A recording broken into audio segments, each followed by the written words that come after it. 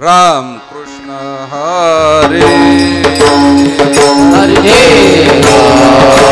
कृष्ण हरे जय जय राम हरे राम कृष्ण हरे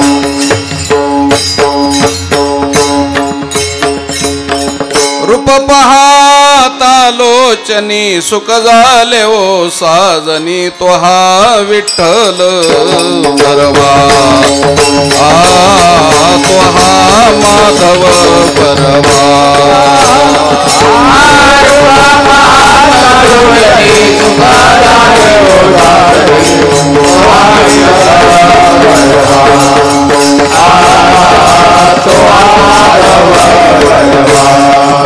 बहुता सुक्रोताची जोडी म्हणून विठ्ठल आवडी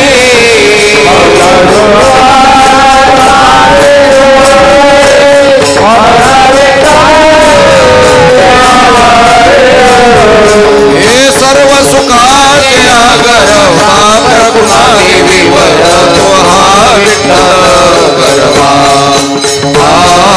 तो हा माधव परवा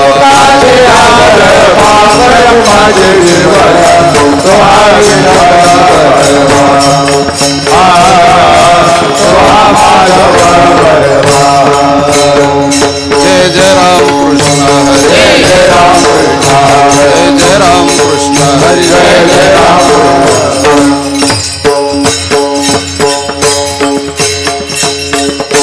कृष्ण गोकुळी जन्मला दुष्टा चळकाप सोटला दुष्टा चळकाप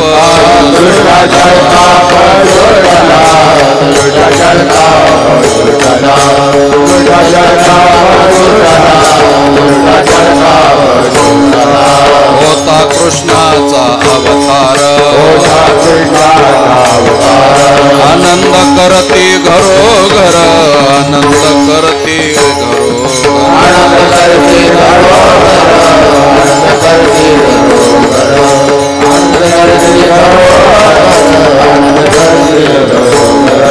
सदा नाम वाचे गाते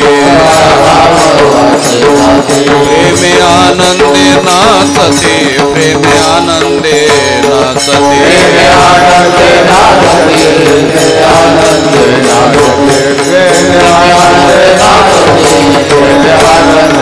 होता कृष्णाचा अवतार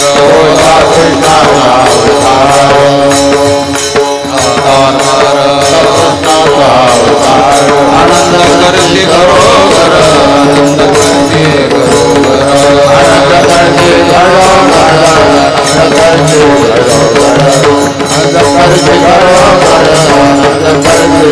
तुका मने हरती दोष मने हरती दोष आनंदाने करती घोष आनंदाने करती घोष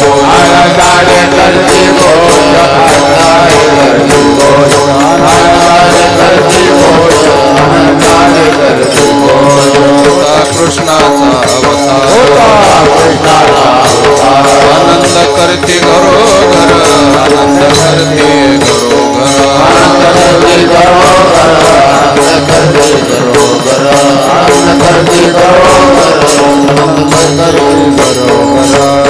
हो पार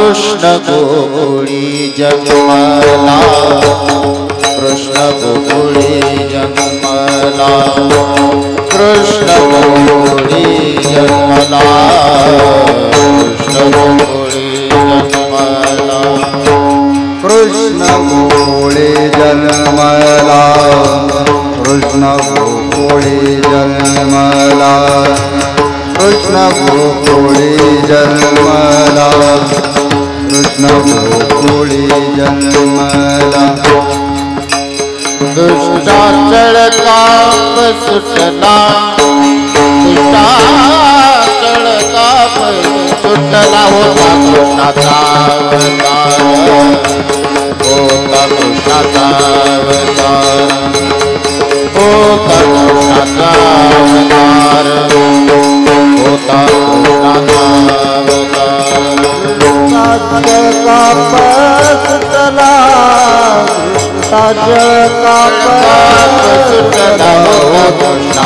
अवतार होता कृष्णाचा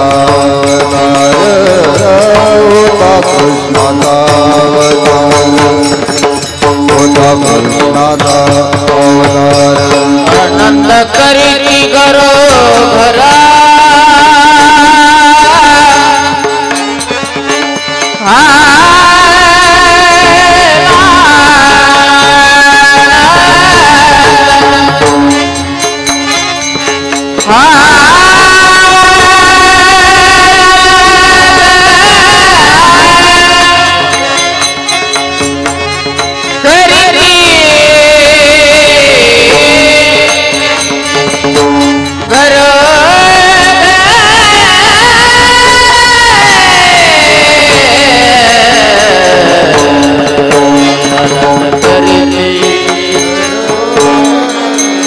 आनंदे करे करो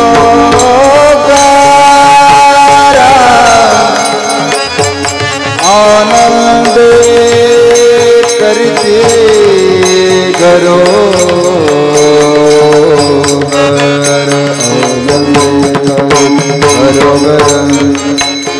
आनंदे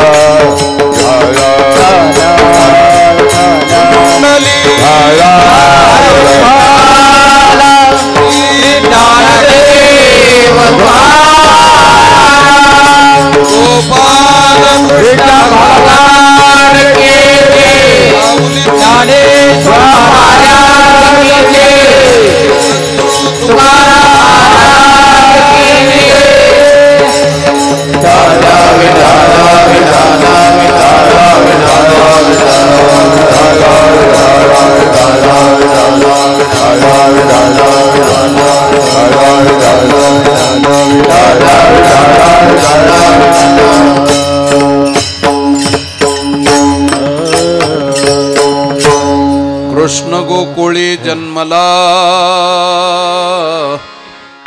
कृष्ण गोकुळी जन्मला दुष्टाचळ काप सुटला होता कृष्णाचा अवतार आनंद करीती घरोघर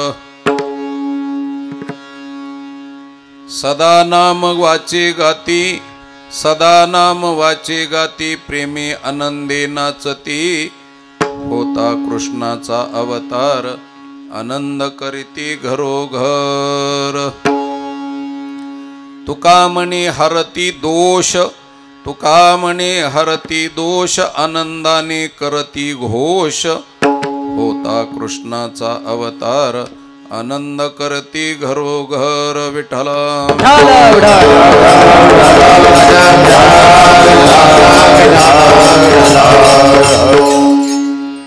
समचरण सरोजम सांद्र नीलांबुदाभम जघन निहित पानिम मंडनम मंडनानाम तरुण तुलसीमाला कंदरम कंजनेत्रम सदै धवलहासम विठ्ठलं चिंतयामि पांडुरंगा करू प्रथम नमन दुसरे चरण संताजिया नमो ज्ञानेश्वरा निवृत्ती उदारा सोपान देवा मुक्ताबाई नमो त्रिभुवनी पावनी आद्यत्रय जननी देवाचिया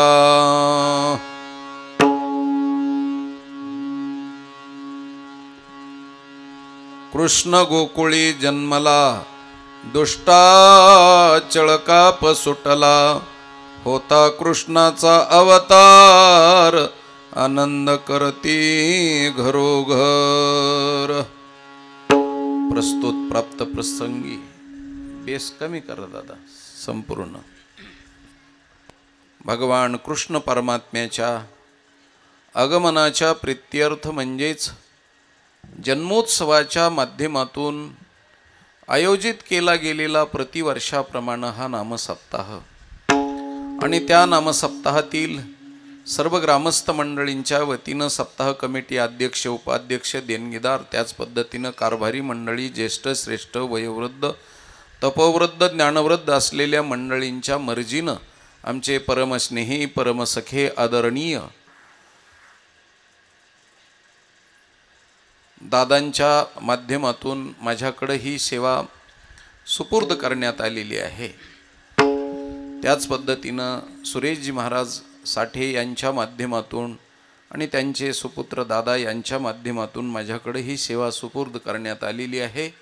सर्वांची पहिल्यांदा माफी मागतो, कारण पुण्यामध्ये समाजभूषण पुरस्कार होता आणि त्यामुळं जरा ते थोडासा वेळ झाला आणि त्यातली त्यात वेळ मला नाही झाला, कारण मंत्र्याला यायला वेळ झाला आणि एकदा अडकी त्यात सुपारी सापडल्यावर काय त्याला तरी माझा सत्कार झाला आणि तसाच लगेच काही सत्कार तिथंच ठेवला आणि मी अगोदर गाडीत बसलो। ते म्हणले थांबा मी म्हणलं थांबायचंच नाही मला, कारण माझं कीर्तन महत्त्वाचं आहे।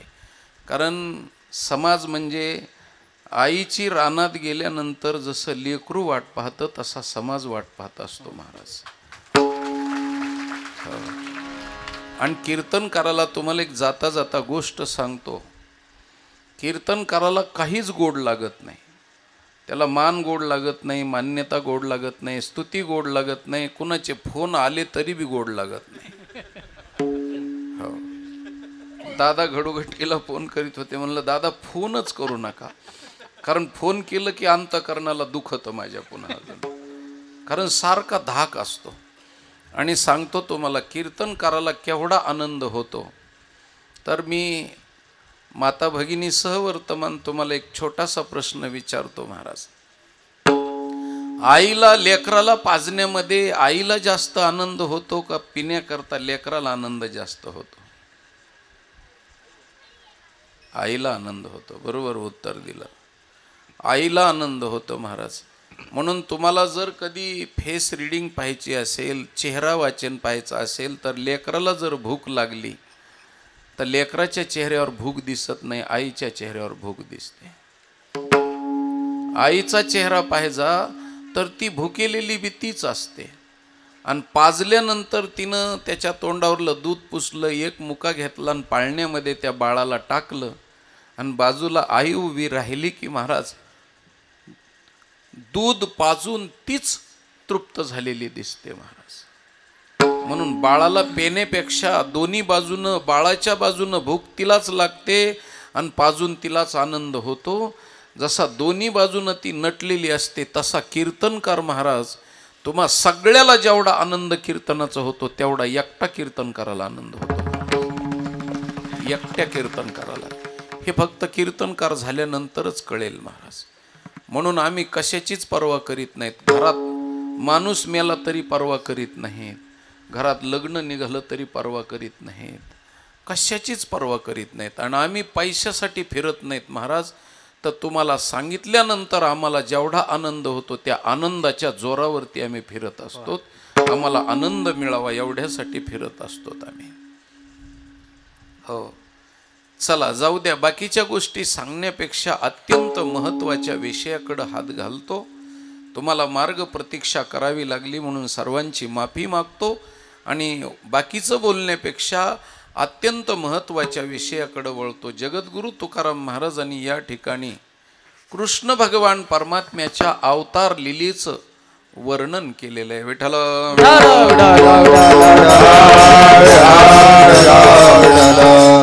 आता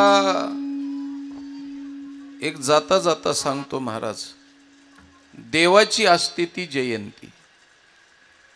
जयंती कुणाची बी नाही बरं का, हे लक्षात ठेवा. जयंती असते ती देवाची. कारण जय अंती, हो, ज्याला अंतही नाही आणि ज्याचा शेवटी जय असतो त्याची जयंती असते. ज्याला मृत्यू नाही त्याची जयंती असते.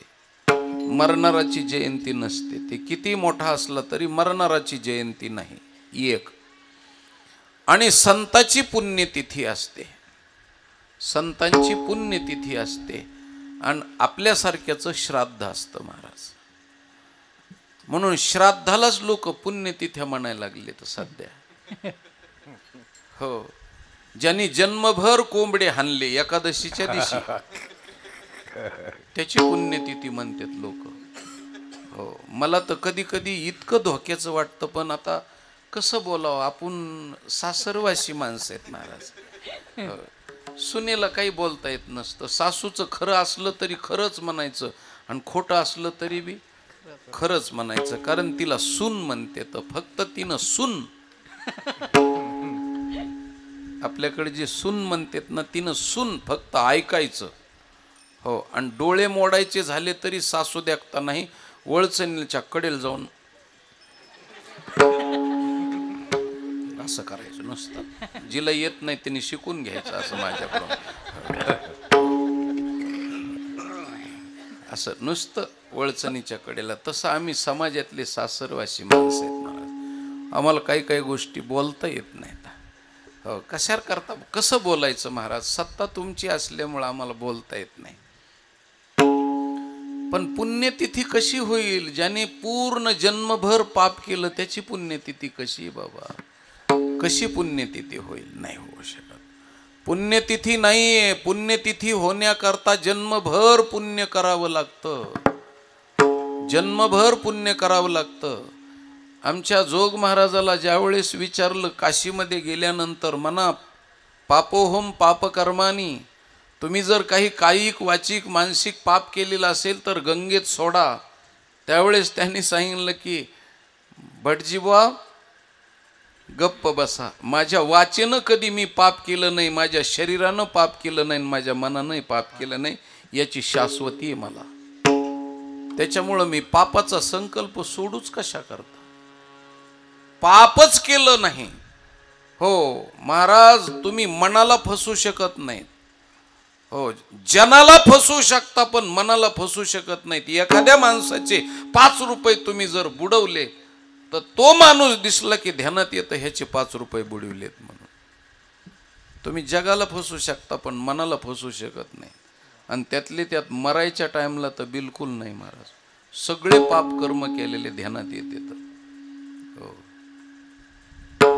काय जन्मा येऊनिया जोडीली म्या जोडी, हाची घडोघडी चित्ता येतो आठव. या रीतरिवाजाप्रमाणे मन ग्वाही देतं महाराज. मन जाणे पापा आणि तुका म्हणे माय बापा. या लेकराचा बाप कोण आहे ते फक्त आईलाच माहिती आहे. आणि मी केलेलं पाप कोणतं आहे ते फक्त मनालाच माहिती आहे, दुसऱ्याला नाही. मी ही गोष्ट कशा करता सांगत होतो की पुण्यतिथी, हो, कुणी पुण्यतिथी म्हणा, नाही तर त्याला पुण्यस्मरण म्हणा, नाही तर काही बी म्हणा, पण ते श्राद्ध असतं महाराज. आणि जयंती फक्त देवाचीच असते. म्हणून राम जयंती, हनुमान जयंती, कृष्ण जयंती ह्या जयंत्या येतात. आणि कधी बी चुकीची गोष्ट बोलू नका, चुकीची गोष्ट करू नका. म्हणून कृष्ण जयंती का साजरी करायची? विठ्ठल विठ्ठल विठ्ठल बर, कृष्णाचा जन्म इथं केला तर देव येत नाही, देव भेटत नाही, देव आपल्यावरती फोनवर सुद्धा बोलत नाही. मग एवढा अट्टहास, एवढा मोठा खर्च करून कशा करता, हो कशा करता कृष्णाचा जन्म साजरा का करायचा? काय कारण आहे? हो, काही गोष्टी तुम्हाला सांगतो महाराज. हो, आता लोक वाढदिवस साजरे करतात आणि ते बी पुन्हा उच्च सुशिक्षित असलेले माणसं, हाय लेवलचे, असे भोळ्या बाबड्यासारखं नाही महाराज.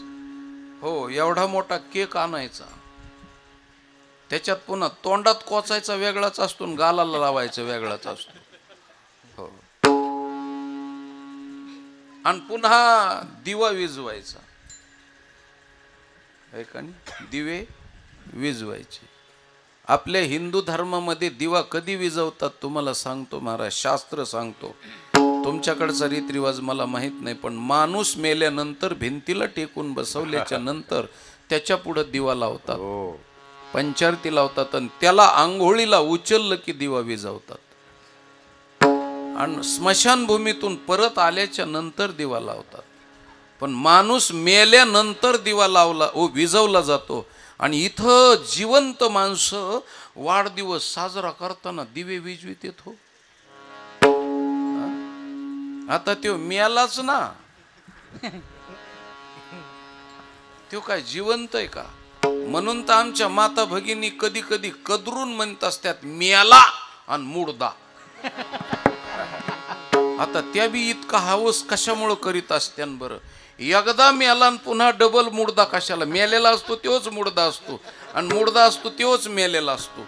आणि तितक्यावर थांबली, तिचं समाधान झालं तर ठीक आहे. मेला मुर्दा आणि त्याची राख रांगोळी झाली, राख करून पुन्हा रांगोळी, शिरगुळा मिळाला नाही का काय? राख रांगोळी झाली तितक्यावर पुन्हा नाही तर मग पुन्हा म्हणते काळा कोळसा झाला. हो, आता पुरं तिने वाट लावलं महाराज, माग शिल्लकच ठेवलं नाही. अरे, वाढदिवस साजरे करण्याकरता दिवे लावायचे नाही, आपल्यामध्ये दीप प्रज्वलन केलं जातं महाराज. हो, ज्ञानाचं प्रतीक असलेला दिवा लावला जातो आणि मग वाढदिवस साजरा केला जातो. अशी गोष्ट आहे. तसं भगवान परमात्म्याचा इथे जन्माचा वाढदिवस आहे महाराज. आणि हा जन्माचा वाढदिवस का साजरा करायचा? देवासाठी नाही, आमच्या अंतःकरणामध्ये सतत भगवान परमात्मा तेवत दिव्यासारखा दिसला पाहिजे महाराज. हो, कारण तो दिवा आहे, भगवान परमात्मा दिवा आहे. ज्ञानदेव म्हणे ज्योतीची निज ज्योती, ज्ञानदेव म्हणे ज्योतीची निज ज्योती, ज्ञानदेव म्हणे ज्योतीची निज ज्योती, ज्ञानदेव म्हणे ज्योतीची निज ज्योती. मूर्ती विटेवरी, ज्ञानदेव म्हणे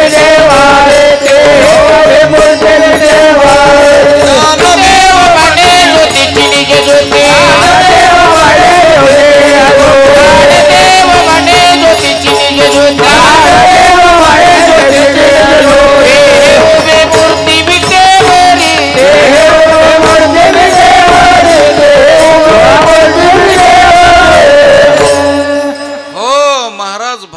परमात्मा ज्योतिर्मय आहे. हो, म्हणून शब्द कसा आहे? तमसो मा ज्योतिर्गमय, हो मृत्युर्मा अमृतम गमय. हो, अंधाराकडून ज्योतीकडचा प्रवास म्हणजे वाढदिवस, भगवंताचे जन्मदिवस साजरं करणं म्हणजे अंधाराकडून प्रकाशाकडे जाणं, त्याची सतत आठवण ठेवायची. आणि तुम्हाला एक गोष्ट सांगतो, कृष्ण भगवान परमात्मा गोकुळात जन्माला आले असं सांगितलं जातं. पण त्याच्या अगोदर तुम्हाला सांगतो महाराज, गोकुळात देव जन्मले म्हणजे गोकुळ शब्दाचा अर्थ आहे गो म्हणजे इंद्रिय, आणि इंद्रियाचं जे कुळ आहे ते अंतःकरण आहे महाराज. त्या अंतःकरणाला गोकुळ असं म्हटलेलं आहे. म्हणून गोकुळात कृष्ण जन्माला त्याला 5,500 वर्ष झाले, पण तिथं जन्मलेला तो परत परत आमच्या हृदयामध्ये जन्माला यावा, तैसा हृदयामध्ये मी राम सर्वस्य चाहम हृदि सन्निमिष्टो मत्त स्मृतिर्ज्ञानमपोहनञ्च वेदेश्च सर्वे रहमेव वेद्यो वेदांत कृद्वेद विदेव चाहम. रवी सर्वांच्या हृदय देशी मी अमुक आहे ऐसी, बुद्धिस्फुरे अहर्निशी ते वस्तुगामी. भगवान परमात्मा हृदयामध्ये प्रगट व्हावा महाराज. हो, त्याला जन्म घालायचा आहे आपल्याला. म्हणून तुम्हाला चिंतन सांगतो, देवकी त्या टाइमला एक झाली, एकच देवकी झाली आणि तिच्या पोटी कृष्ण जन्माला आला. पण प्रत्येकानं देवकी व्हायचंय महाराज, देवकी व्हायचंय. आणि तो बंदीखान्यातच जन्माला येतो महाराज. त्याच्यातला वेदांत अगोदर सांगतो आणि नंतर कथा सांगतो तुम्हाला. तो कुठे जन्माला जातो? बंदीखान्यातच ना, जेलमध्ये जन्मतो ना महाराज. हो, आमच्या जनाबाई सांगतात महाराज, कशाला तिने बंदीखाना म्हटलं? हृदय बंदीखाना केला, हृदय बंदीखाना केला,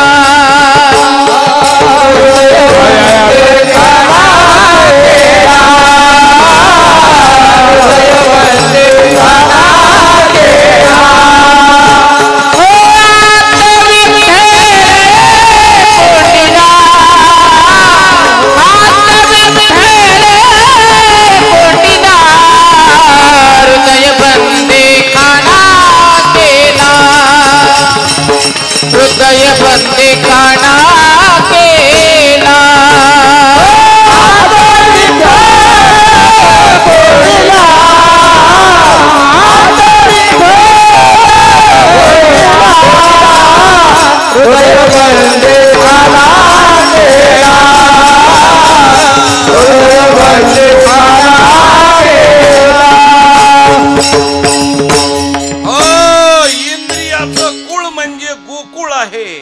आणि हृदय म्हणजे बंदीखाना आहे.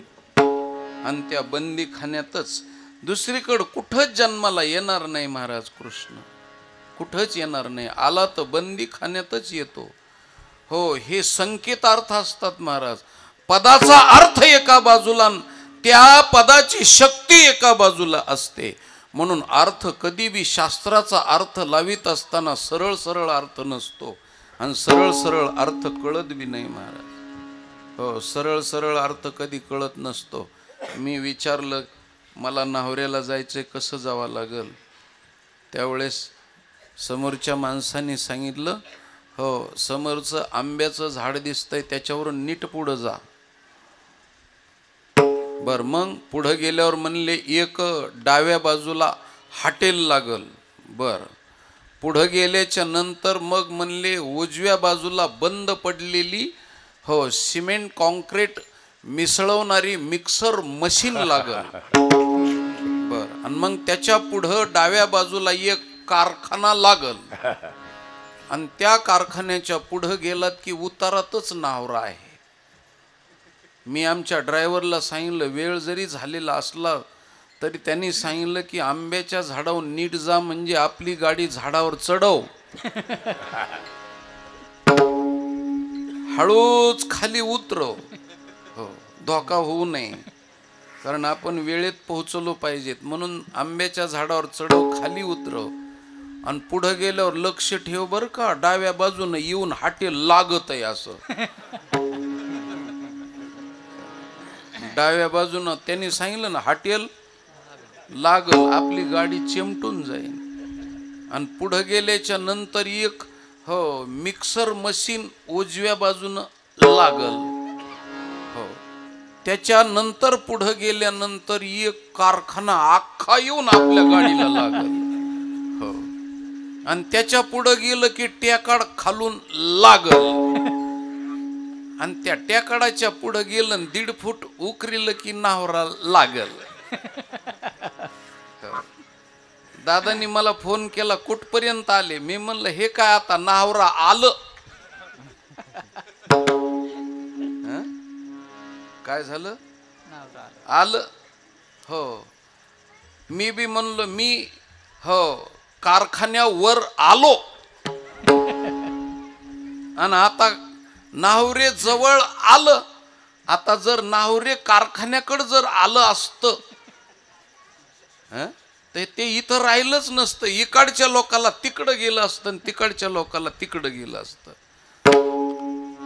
अशी गोष्ट नाही महाराज. ह्यो शब्दशः अर्थ झाला, पण त्या अर्थाचा एक संकेत अर्थ आहे, आणि तो म्हणजे गोकुळात आणि बंदीखान्यात जन्मला, म्हणजे कंसाच्याच बंदीखान्यात जन्मला, एवढाच अर्थ नाही त्याचा. हो, तर कंस म्हणजे कोण आहे? अहंकार आहे, अहंकार. हो, कशाला बी मी केलं मी केलं मी केलं म्हणणारा जो अहंकार आहे, त्या अहंकाराचं देहरूपी नगरीवरती राज्य आहे महाराज. आहे का नाही? त्या ठिकाणी राज्य आहे. हो, मनाचं राज्य आहे, अहंकाराचं राज्य आहे, विकाराचं राज्य आहे महाराज. हे हो अक्राळ विक्राळ चानूर मुष्टिक हो कंस हे हो म्हणजे कोण आहेत? काम क्रोध मद मत्सर दंभ अहंकार. हो, मनोराजा एक देह पुरी असे नांद तुझ्याशी दोघे नारे. सांगितलं ना महाराज, मनोराजा एक देहपुरी. ही देहपुरी आहे आणि या देहपुरीमध्ये मनोराजा राज्य करतो, आणि त्याला 2 बायका आहेत महाराज. एकानी प्रवृत्ती निवृत्ती. अशा पद्धतीनं अंतकरण रूपी जेलमध्ये, अंतकरण रूपी मंदिरामध्ये भगवान परमात्मा असतो. म्हणून ती गवळण त्या मंदिरामध्ये भगवंताला निमंत्रण देते.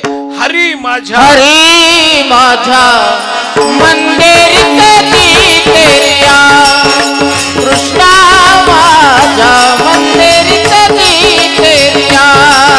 हरी माझ्या मंदिर कधी तेऱ्या, कृष्णा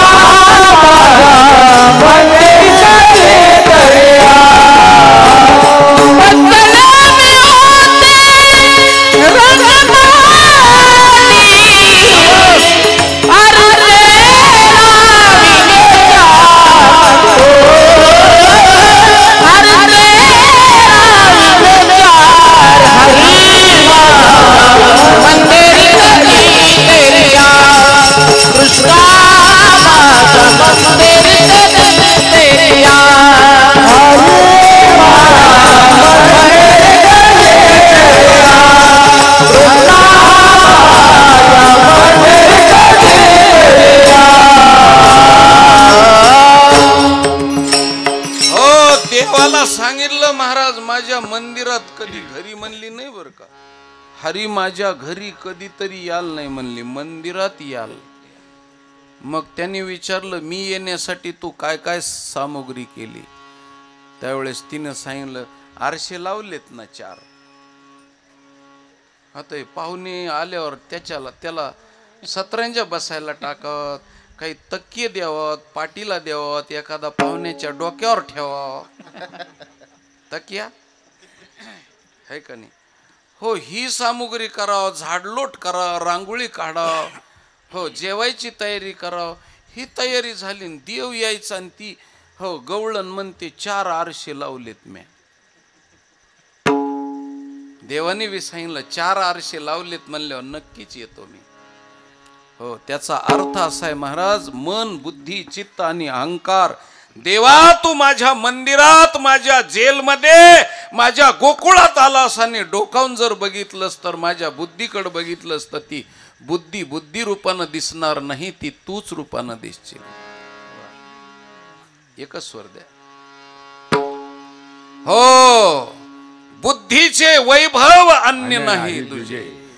बुद्धीत डोकावून बघ, मनात डोकावून बघ, मन हे राम झाले, मन हे राम झाले. हो, चित्त चैतन्य झालं, चिद्रूप झालं, माझे चित्त तुझे पायी. आणि हा विचारोनी अहंकारो सांडिजे, या चारही गोष्टीमध्ये तूच दिसशील, मी नाही दिसणार. म्हणजे तिनं मन बुद्धी चित्त अहंकार देवाला वाहिला आणि मग देव तिथं नक्की येतो महाराज, जन्माला येतो. म्हणून गोकुळ शब्दाची व्याख्या, मंदिर शब्दाची व्याख्या, त्याच पद्धतीनं जेल बंदीखाना शब्दाची व्याख्या आपल्या अंतःकरणाला केलेली आहे. म्हणून खरा कृष्ण हो गाव सामुदायिकरित्या मंदिरात तर जन्माला यावा यात नवल नाही, पण प्रत्येक माणसाच्या अंतःकरणामध्ये कृष्ण जन्माला यावा. आणि मग कृष्ण जन्माला आल्यानंतर काम क्रोधाधिक जे दुष्ट आहेत महाराज, त्या दुष्टाचं वज वाटुळ होतं. आणि कृष्ण जन्माला आल्यानंतर आनंदी आनंद होतो. अभंगाच्या पहिल्या कृष्ण गोकुळी जन्मला जन्मला, कृष्ण गोकुळी जन्मला, कृष्ण गोकुळी कृष्ण गोकुळी कृष्ण गोकुळी जन्मला जन्मला, कृष्ण गोकुळी जन्मला,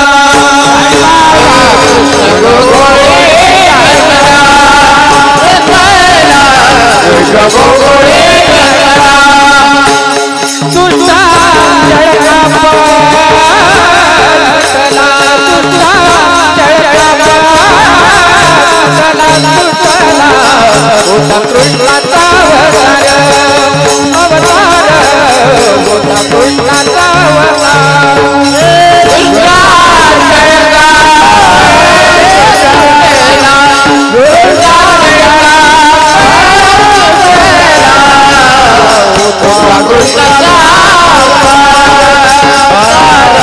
तुझा जळका कृष्णाचा होता कृष्णाचा कृष्ण गोकुळी जन्मला,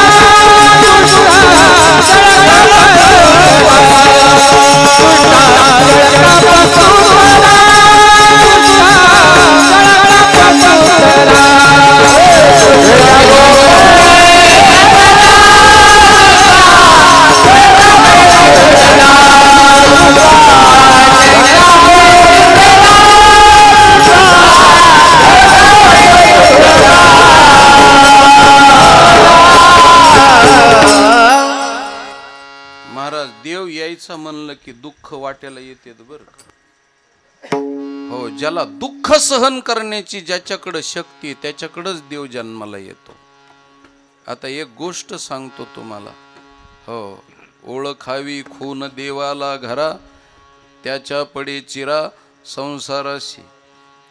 महाराज बघा, राम जन्माला येण्याच्या अगोदर अहो कौशल्यचं राजा दशरथाचं किती लग्नातच धिंगाणा झाला ना महाराज त्यांच्या. तुम्ही रामायण, आता मी रामायण जास्त सांगत नाही पण इशारा सांगतो तुम्हाला. हो, धिंगाणा झाला. किती धिंगाणा झाला तर महाराज त्या हो सगळं वऱ्हाडच बुडविलं त्या रावणानं.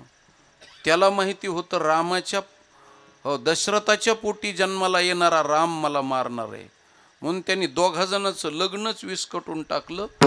हो, आणि एका बाजूला कौशल्य फेकून दिली आणि एका बाजूला दशरथ फेकून दिला.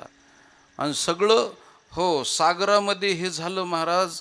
आणि सरते शेवटी त्या नावेला फोडलं आणि एका नावेची फळी हाताला लागली आणि कौशल्य त्याच्यावरती बसली. आणि एक फळी हो राजा दशरथाला प्राप्त झाली. आणि वाहत वाहत दोघा जणांच्या फळ्या जवळ जवळ आल्या महाराज. हो, आपल्या बी कुठल्या कुठं फळ्या येत्यात महाराज. एखाद्या वेळेस नांदेडची फळी हो नाहोऱ्यामध्ये जुळती महाराज. असं काही समजू नका तुम्ही. हो, तिकडची फळी नाही तर कुठली बी एखाद्या वेळेस जुळतीच महाराज ती अशी. हो, अशा फळ्या हो आल्या. आणि एका जागेवर दोघं जण आल्यानंतर ब्रह्मदेव तिथं गेले आणि दोघा जणांचं लग्न लावलं.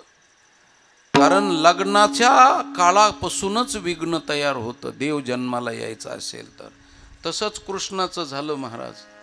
वसुदेवानं हो आणि देवकीचं लग्न लागलं आणि वरात निघाली. वरात निघाली. आता त्याचं म्हणजे खऱ्या अर्थानं पाहिलं तर आपल्याकडं लग्नातले शब्द बी तसेच आहेत महाराज. ज्याची वरात निघाली त्या माणसाचा वर आत येतो महाराज. वर म्हणजे नवरा, वधू म्हणजे नवरी आणि वर म्हणजे नवरा. हो वर आत. व्याकरण ज्यांना कळतं त्यांना हो ते उपदार्याच येत नाही महाराज. हो मवाच पडतो तिथून पुढे त्याला. असं किती फवारण्या केल्या तरी फरकच पडत नाही महाराज. वर आत. हो ज्याची वर आत झाली त्याची तिथून पुढे तो वर आतच आला तो पुन्हा सुधरतच नाही महाराज. मूडदुसच झाला समजायचा त्याला. असं त्या वसुदेव देवकीची वरात सुरू झाली आणि आकाशवाणी झाली महाराज. आकाशवाणी झाली आणि त्या आकाशवाणीनं सांगितलं की ज्या बहिणीची वरात तू आनंदानं मिरवतोस त्या बहिणीच्या पोटी जन्माला येणारा हो मुलगा तुला मारणार आहे म्हणले. असं कंसाने ऐकलं लक्षात आलं मला मारणारा जर हिच्या पोटी आहे तर महाराज मरण नावाची गोष्ट अशी आहे की मग तिथं बहीण असो भाऊ असो नाही तर कुणी बी असो नातं सगळं तुटलं जातं मरणाच्या दरबारामध्ये महाराज. आणि मग त्यांनी वसुदेव देवकीलाच मारण्याकरता तलवार काढली. हो तिथंच विघ्न सुरू झालं. देव जन्माला येण्याच्या अगोदर एवढी खडतर परीक्षा ज्याची आहे बघा. जे कलेक्टर होतेत जे डिप्युटी कलेक्टर होतेत महाराज हो त्यांना काय खडतर परीक्षा असतात महाराज त्यांच्या. तुम्हाला वाटतं ते खुर्चीवर बसले तर कलेक्टर साहेब पण त्यांच्या किती खडतर प्रवास असतो त्यांचा. काय परीक्षा कठीण असते. हो कठीण परीक्षा दिल्याशिवाय त्या परीक्षेत उत्तीर्ण झाल्याशिवाय फलप्राप्ती नाही. तसं देवाच्या तुम्ही नका वाजू तुम्हीच हा नाही हा आणि तुम्ही नुसतं विठ्ठल विठ्ठल म्हणलं की वाजवा बिघडलंय ते. विठ्ठल विठ्ठल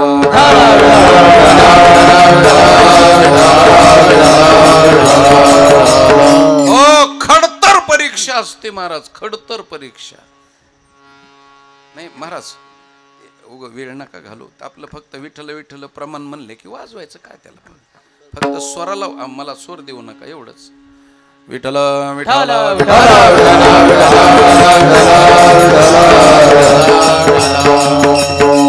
हो खडतर परीक्षा. कोणत्याही गोष्टीची खडतर परीक्षा असते महाराज. त्याच्याशिवाय फल प्राप्त होत नाही. आणि मग तलवार काढल्याबरोबर तिला मारणार इतक्या अवकाशामध्ये वसुदेव मध्ये आले आणि सांगितलं अरे आता तुझं माझं मेवण्याचं नातं ही बहीण आहे. बहिणीला मारतोस का? हिचं तुझ्याशी वैरत्व आहे का? नाही. मग हिच्या पोटी जन्माला येणाऱ्या लेकराशी वैरत्व आहे ना तर मग हिच्या पोटी झालेले लेकर तुला देऊन टाकतो. जबान दिली. मग त्याने विश्वास ठेवला महाराज आणि मग त्या दोघा जणाला बंदी खान्यामध्ये टाकलं. आता लक्षपूर्वक माझं बोलणं ऐका.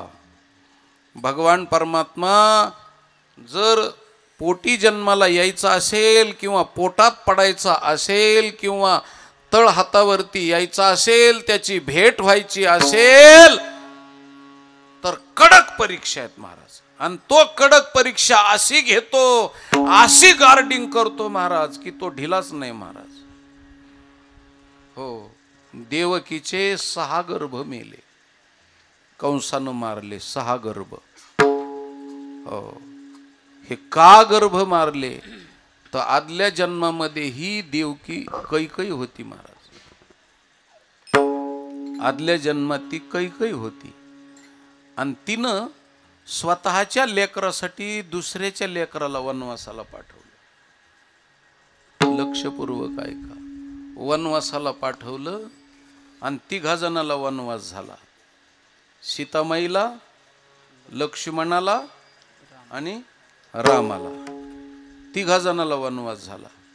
आता लक्षपूर्वक ऐका, दुसऱ्याची लेकरं जर तकलीफ दिली तर आपल्या लेकराला दाम दुपटीनं तकलीफ होते महाराज. हे फिक्स डिपॉझिट आहे, ह्याचं चक्रवाढ व्याज आहे महाराज, आणि त्याच्या दरबारात फेडल्याशिवाय नाही. मग सीतेच्या आईला आणि सीतेच्या बापाला दोघालाही दुःख झालं. म्हणून सीतेच्या दुःखासाठी तिच्या मायबापाला किती दुःख झालं हे तुला कळावा म्हणून त्याच्याकरता तिचे 2 लेकरं मेले. आणि 14 वर्ष नाही, 14 दुनी 28 वर्ष ते लेकर गुप्त रामाचा बाप. त्यानंतर लक्ष्मणाची आई आणि लक्ष्मणाचा बाप. राजा दशरथाला रामाच्या बाजूनं दुःख आणि लक्ष्मणाच्या बाजूनं दुःख. ते 6 जण 5 जण इतके दुःखी झाले महाराज की विचारता सोय नाही. म्हणून त्या लेकराचा वियोग केला. पोटाला आलेल्या लेकराचा वियोग झाल्यानंतर मायबापाला किती दुःख होतं हे कळलं पाहिजे. कैकईचे त्या टाइमला सावत्र होते. म्हणून आता पुढच्या जन्मामध्ये कैकई सख्खी आई झाली आणि देवानं तिच्याकडून उष्ण फेडून घेतलं महाराज. उष्ण फेडून घेतलं. राम वनवासाला गेल्यानंतर कौशल्येला किती दुःख झालं हे तुला त्या टाइमला कळालं नाही, पण आता देवकी झाल्यानंतर कळेल. म्हणून कौशल्येसाठी 1 मुलगा, दशरथासाठी 1 मुलगा, जनक राजासाठी 1 मुलगा, जनक राजाच्या सीतामाईच्या आईसाठी 1 मुलगा, असे 6 लेकरं मेले महाराज. 6 लेकरं. आणि 7वं लेकरू म्हणजे चक्रवाढ व्याजाचं पोटातच गुप्त झालं. व्याजावर व्याज पोटात गुप्त झालं. आणि 8व्यांदा कृष्ण जन्माला आला. ज्यावेळेस 7 लेकरं मेल्याच्या नंतर त्या लेकराचा मोह आणि स्नेह किती झाला काय सांगावं तुम्हाला महाराज. भगवान परमात्मा जन्माला आल्याच्या नंतर महाराज त्या देवकीनं पाहिलं त्याच्याकडं आणि आनंदाच्या उर्मी तिला मावेनात. अंतकरण तिचं जसं एखादी 5ची मोटर असावी त्याच्या पुढं वाटी धरावी. वाटी धरल्यावर 5च्या मोटरची ती जी धार आहे महाराज, त्याच्यात त्या वाटी थांबते का? थांबत नाही. तसं अंतकरण झालं आणि तो आनंदाचा वर्षाव महाराज इतका झाला की कृष्ण गोकुळी जन्मला. दुष्टा चळकाप सुटला, होता कृष्णाचा अवतार आणि आनंद करीती घरोघर. इतका आनंद झाला. पण त्याचं रडणं हे बोलणं पाहिल्याबरोबर रक्षपाळाने जर सांगितलं कंसाला तर घात होईल. म्हणून वसुदेवाला वाटलं काय करावं, आणि मग देवाने त्या वसुदेवाच्या कानात सांगितलं महाराज, नंदाच्या घराला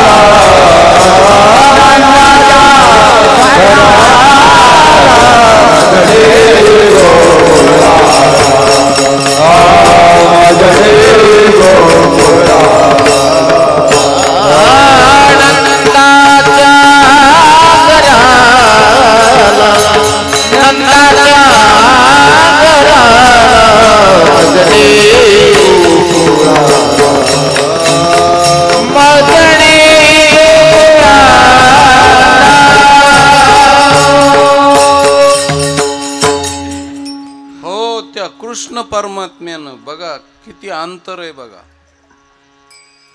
पहिल्या जन्मामध्ये बापाच्या आज्ञेत दिवस काढले महाराज.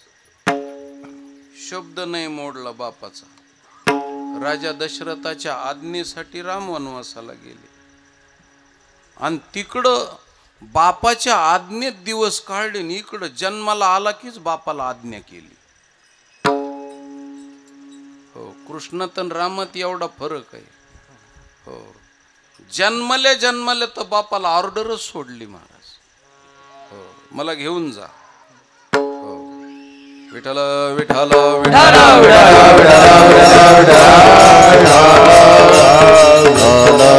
आणि मग महाराज पाठीमध्ये कृष्णाला टाकलं आणि निघणार इतकी अवकाशात घटना घडली. राजा हो, सांगतो तुम्हाला मी, स्नेह कशाला म्हणतात आणि कसा असतो. ज्यावेळेस कृष्ण भगवान परमात्म्याला पाठीमध्ये टाकलं तर त्यावेळेस टाकीत असताना महाराज ती देवकी मुके घेत होती. कारण 7 लेकराच्या पाठीवर लेकरू आहे म्हणल्यावर, आणि लेकराचा किती स्नेह असतो माईलाच माहिती महाराज, दुसऱ्याला काय माहिती. हो, माईलाच माहिती. आणि ती सारखी मुके घ्यायला लागल्याच्या नंतर सारखी मुके घेते पाहिल्यानंतर वसुदेवानं सांगितलं, अगं देवकी थांब, तुझ्या एवढ्या स्नेहामुळं त्याचा जीव जाईल. पहिले 7 गेले त्याचा विचार कर आणि सोडून दे. त्यावेळेस तिचं काही ऐका ती महाराज. त्यावेळेस कृष्णाला असं पायाला धरून वडलं वसुदेवानं. हो, आणि वडल्यानंतर पाठीत टाकलं. आणि पाठीत टाकल्यानंतर डोक्यावर पाठी उचलल्याबरोबर तुम्हाला घटना सांगतो महाराज. डोक्यावर पाठी उचलली की त्या देवकीला दम नाही निघाला महाराज. आता माझ्या माता भगिनींची क्षमा मागून बोलतो, देव मिळवण्यासाठी किती पात्रता लागते त्याच्यासाठी सांगतो महाराज. त्या जेलला एक असा वटा होता इकडच्या बाजूला, आणि डोक्यावर पाठी वसुदेवानं घेतल्याबरोबर त्या लेकराचं तोंड दिसत नाही असं पाहून त्या वट्यावर चढली देवकी. आणि चढल्यानंतर तिनं बाळाकडं पाहिल्याच्या नंतर माझ्या माता भगिनींची क्षमा मागून बोलतो, महाराज मला चावटसारखं बोलायला बोलवलेलं नाही, पण तुम्हाला हो योग्य रीतीनं असलेलं शास्त्र प्रतिपादन करतो. त्या देवकीचा एवढा स्नेह वाढला, एवढा स्नेह वाढला की महाराज तिची चोळी आहे ना 2 ठिकाणी टरटरा फाटली, त्याच्यातून दुधाच्या धारा बाहेर पडल्या. आणि कृष्णाच्या तोंडावरती पडल्याबरोबर त्या देवकीचं प्रेम पाहिलं आणि कृष्णाच्या डोळ्यातून अश्रू आले महाराज. कृष्णाच्या डोळ्यातून अश्रू आले. मातृत्वाचं प्रेम किती आहे आणि माझ्या आईचं माझ्यावर किती प्रेम आहे. आणि त्या दुधासाठी जीभ बाहेर काढली आणि गालावरचं दूध चाटलं महाराज. आणि देवाने विचार केला, मी याच्यासाठी जन्माला आलोय. देवकीचं ऋण फेडण्यासाठीच मी जन्माला आलोय. कारण पाठीमागच्या जन्मामध्ये कैकेयीनं रामाला वनवासाला पाठवलं, पण कैकेयीला पश्चाताप झाला आणि ती रामाला शरण गेली आणि रामाच्या पायावरती डोकं ठेवलं आणि सांगितलं, रामा चंद्र सूर्य तोपर्यंत माझं नाव कुणी स्त्रियाला ठेवणार नाहीत कैकेयी म्हणून. इतकं तुझ्याशी मी पाप केलं, प्रतारणा केली, त्याच्याकरता माझा उद्धार कर. तू देवाची आई आहे, मी माझा उद्धार कर, मी पापिनी आहे. त्यावेळेस प्रभू रामचंद्रांनी सांगितलं, आई तू पापिनी नाहीस, मग तुझा उपयोग मी केलेला आहे. काय उपयोग केला मला कळलं नाही. अगं विकल्पाला आणि त्या सरस्वतीला तुझ्या जिभेवर बसायला सांगितलं. विकल्प हिवराच्या झाडावर आला आणि हिवराच्या झाडाच्या तिथं मंतरा गेली आणि मंतरेच्या हृदयात त्या विकल्पानं प्रवेश केला आणि तो विकल्प तुझ्या हृदयात गेला. त्याचा परिणाम तुझा वापर मी केला. वनवासाला मलाच जायचं होतं, मलाच जगाला क्रिया करून दाखवायची होती, पण माझ्या निष्पाप आईचा बळी मी घेतला. तू बळी दिला नाहीस आणि तू मुलाला वैरत्व केलं नाहीस, रामाशी तू वैरत्व केलं नाही. कैकेयी माय, माझ्या आई तू नाही केलं, मी तुझा वापर केला, यूज अँड थ्रो, आणि त्याचा परिणाम मला दुःख भोगावं लागेल. त्यावेळेस कैकेयीनं सांगितलं, त्यावेळेस तू माझ्या पोटी नव्हतास आणि खरंच माझा वापर केलास. म्हणले हो वापर केला. आणि रामचंद्र प्रभूनं महाराज तिचा उद्धार केला कैकेयीचा आणि सांगितलं, पुढच्या जन्मामध्ये तू देवकी हो आणि मी तुझ्या पोटी जन्माला येईल. तेव्हापासूनचं प्रेम होतं ते प्रेम इतकं उतू गेलं की महाराज त्या देवकीची चोळी 2 ठिकाणी फाटली आणि देवाच्या तोंडावरती गालावरती धारा गेल्याबरोबर त्यांनी जीभ काढून ते दूध चाटलं आणि सांगितलं, आई पाठीमागच्या जन्माचं ऋण फिटलं. पाठीमागच्या जन्माचं तुझा वापर मी केलेला होता म्हणून माझं ऋण फिटलं आई. देवकीला त्यांनी खुनीनं सांगितलं महाराज. कारण लेकराला पाहिल्यानंतर पाहणा कसा असतो हे पुरुषाला कळणार नाही महाराज. माता भगिनीलाच कळतं पाहणा काय असतो आणि पाहणा कधी असतो. तहाना असेल तर पाहणा असतो. तहाना असेल तर. आणि तहाना म्हणजे कशाला म्हणायचं महाराज? ज्याला स्वतःची भूक आणि स्वतःची तहान कळत नाही त्याला तहाना म्हणते. आणि असं ज्यावेळेस मी मगाशी सांगितलं असं तहानं लेकरू म्हणजे तहान भूक त्याची आईला लागते. हा पाहणा किती जबरदस्त असतो हे सामान्य स्त्रीला जर नाही कळालं तर छत्रपती शिवरायांच्या राजगडाकडे जा महाराज. हो, राजगडाकडं रायगडाकडं जा आणि हिरकणीच्या बुरुजाच्या जवळ उभं राहा आणि त्या बुरुजाकडं पहा. त्यावेळेस तुम्हाला त्या हिरकणीचा पाहणा दिसल महाराज.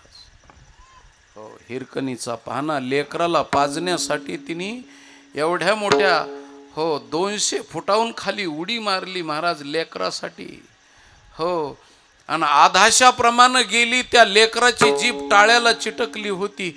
असं हिसकावून घेतलं सासूकडून लेकरू आणि मांडीवरती ठेवल्या बरोबर महाराज. हो, तिनं त्याला पाजायला घेण्याच्या अगोदर तिच्या सुद्धा दुधाच्या धारा वाहिल्या महाराज. आणि इतिहास अजरामर झाला. हिरकणीच्या पाहण्यानं इतिहास अजरामर झाला आणि कृष्णाच्या देवकीच्या पाहण्यानं पुराण अजरामर झालं महाराज. पुराण अजरामर झालं. हो, देवाने ते दूध प्याले आणि मग विचार केला की आता एका आईचं दुधाचं ऋण फिटलं महाराज.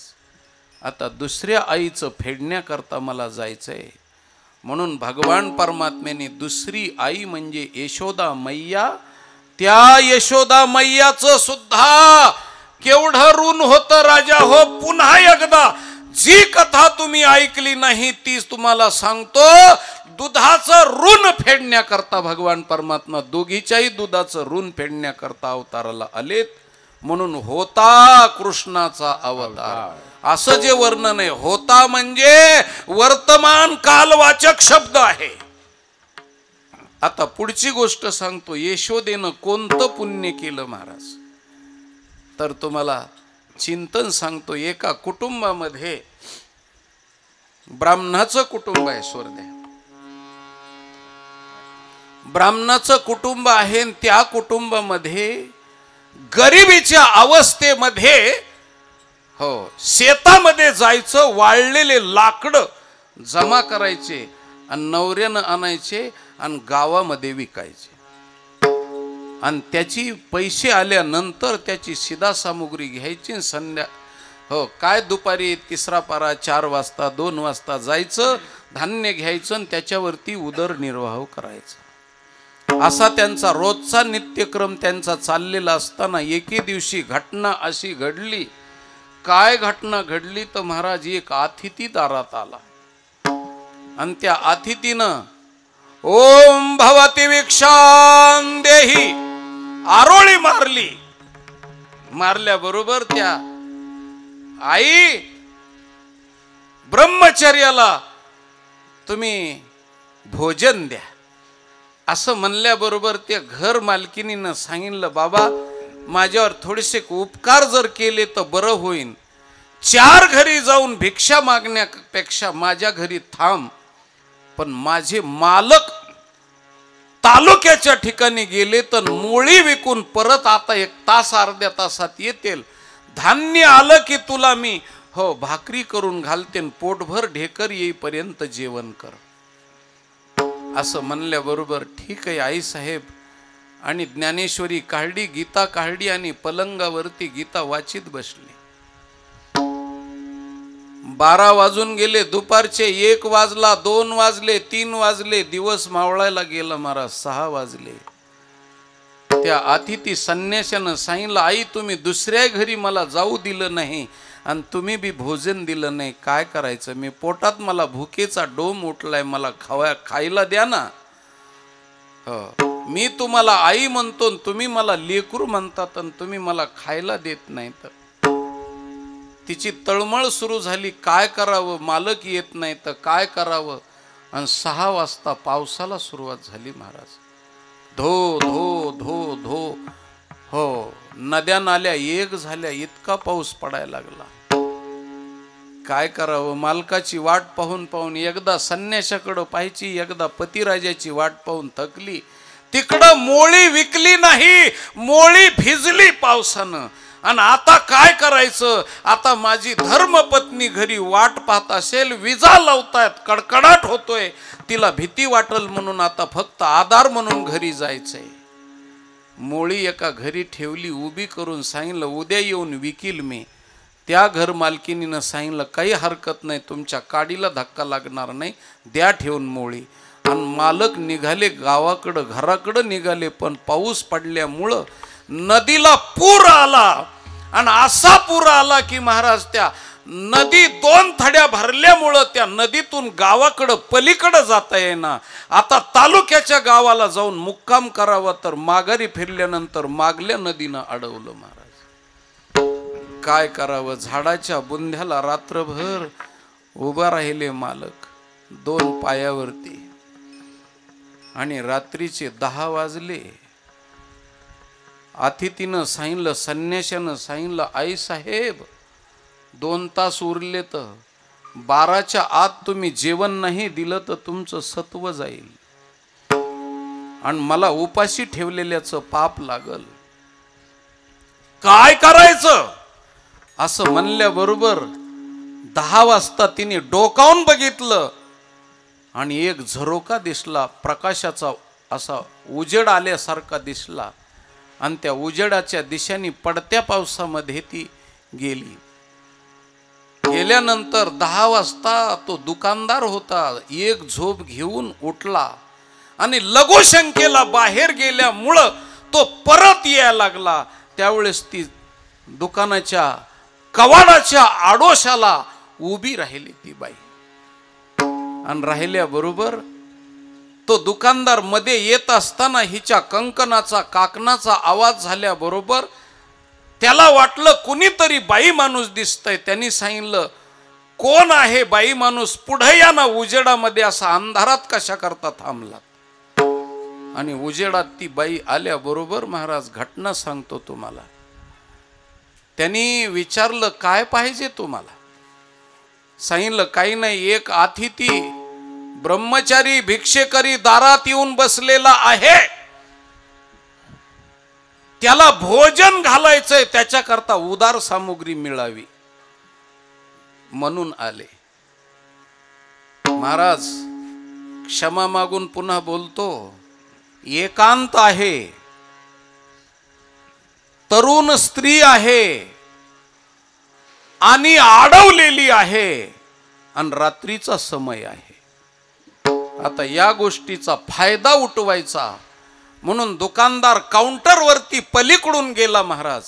आणि त्या दुकानदारानं विकट हास्य केलं, दुकानच तुमचं आहे, तुमचं काम मी करावं, माझं काम तुम्ही करावं. ती म्हणली, माझ्या लक्षात नाही आलं. ह्या वयात तुमच्या लक्षात नाही का आलं? तुमचं काम मी करावं, माझं काम तुम्ही करावं. सांगितलं, मला कळलं नाही. मग त्यांनी तिच्या हृदयाकडं छातीकडं हात केला आणि सांगितलं, हे मला पाहिजे. लक्षात आल्याबरोबर धान्य मोजायचं तराजू दुकानदाराच्या हातात होतं आणि पाप पुण्य मोजायचं तराजू महाराज त्या बाईच्या हातात होतं. त्या बाईनं विचार केला, अतिथी उपवासी झोपण्यापेक्षा देह विक्रय केलेल्याचं पुण्य कमी, आपलं पाप कमी आहे. आता पापच मोजायचं, पुण्य नाही. तिनं सांगितलं मिळून जाईन मोजा धान्य. आणि त्यांनी मोजायला सुरुवात केल्याबरोबर तिथं गुळ कापायला सुरी पडलेली होती महाराज. तिनं ती सुरी उचलली आणि त्यांनी ज्या हृदयाकडं छातीकडं हात केलेला होता ते दोन्ही बी मासाचे गोळे कचकचा कापले आणि त्याच्या पुढे ठेवून दिले महाराज. धान्य मोजल्याच्या नंतर त्यांनी पाहिलं, आई साहेब हे तुम्ही काय केलं? मी तुम्हाला आई म्हणतो, हे काय केलं? सांगितलं तुला जे पाहिजे होतं ते दिलं बाबा, फुकट धान्य नाही. असं आता एक काम कर, कापसाचे बोळे दे आणि एक नवा कपडा दे. कापसाचे बोळे लावले आणि त्याच्यावरती कपडा बांधला महाराज. घरी आली, सुंदर तऱ्हेचा पंचपक्वान्नाचा बेत केला आणि 12च्या आत अतिथीला जेवायला वाढल्याबरोबर अतिथीनं सांगितलं घर मालक जेवायला नाहीत. सांगितलं अंत पाहू नका, माझा आता घर मालक येणार नाहीत, स्वस्त चित्तानं जेवा. आणि महाराज त्या अतिथीनं पाणी फिरवल्याबरोबर त्या अतिथीच्या रूपानं भगवान परमात्मा प्रगट झाले महाराज. आणि तिच्या पायावर डोकं ठेवलं. जे स्तन माझ्यासाठी दिलेस, पुढच्या जन्मामध्ये तू यशोदा हो आणि तुझ्या स्तनाचं स्तनपान मी करील. तू यशोदा आणि मी कृष्ण, पाठीमागच्या दुधाचं आणि स्तन दिलेल्याचं ऋण फेडायचं होतं. म्हणून यशोदा रूपानं ती बाई जन्माला आली आणि देवकीच्या माध्यमातून कैकई जन्माला आली आणि दोघीच्याही दुधाचं ऋण भगवान परमात्म्यानं फेडलं महाराज. आणि म्हणून त्यांचं ऋण फेडण्याकरता भगवान परमात्मा जन्माला आले. आणि हे समाजाला कळावं म्हणून माझ्या जगद्गुरु तुकाराम महाराजांनी अभंगाचं दुसरं चरण होता कृष्णाचा अवतार, होता कृष्णाचा अवतार, होता कृष्णाचा अवतार,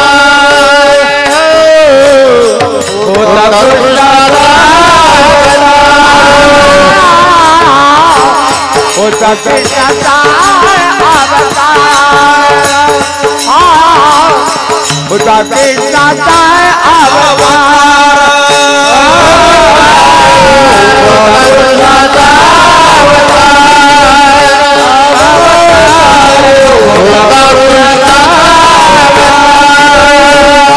आनंद करते घरो घरा, आनंद करते घरो घरा, होता कृष्णाचा अवतार, होता कृष्णाचा अवतार.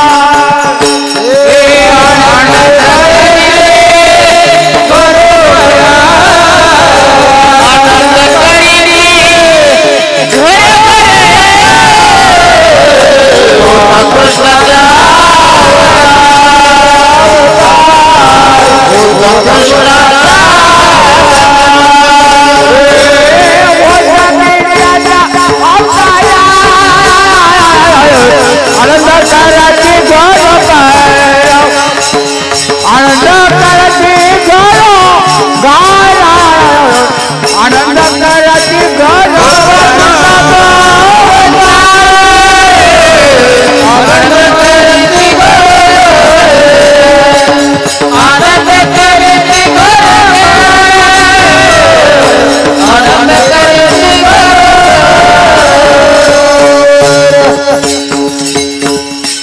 ऋण फेडावया अवतार घेसी, फेडावया अवतार घेसी, फेडावया अवतार घेसी, फेडावया अवतार घेसी, आपुल्या पाडीसी भक्त जना, आपुल्या पाडीसी भक्त जना, आपुल्या पाडीसी भक्त जना, ऋण फेडावया अवतार घेसी, फेडावया अवतार घेसी, आपुल्या पाडीसी भक्त जना,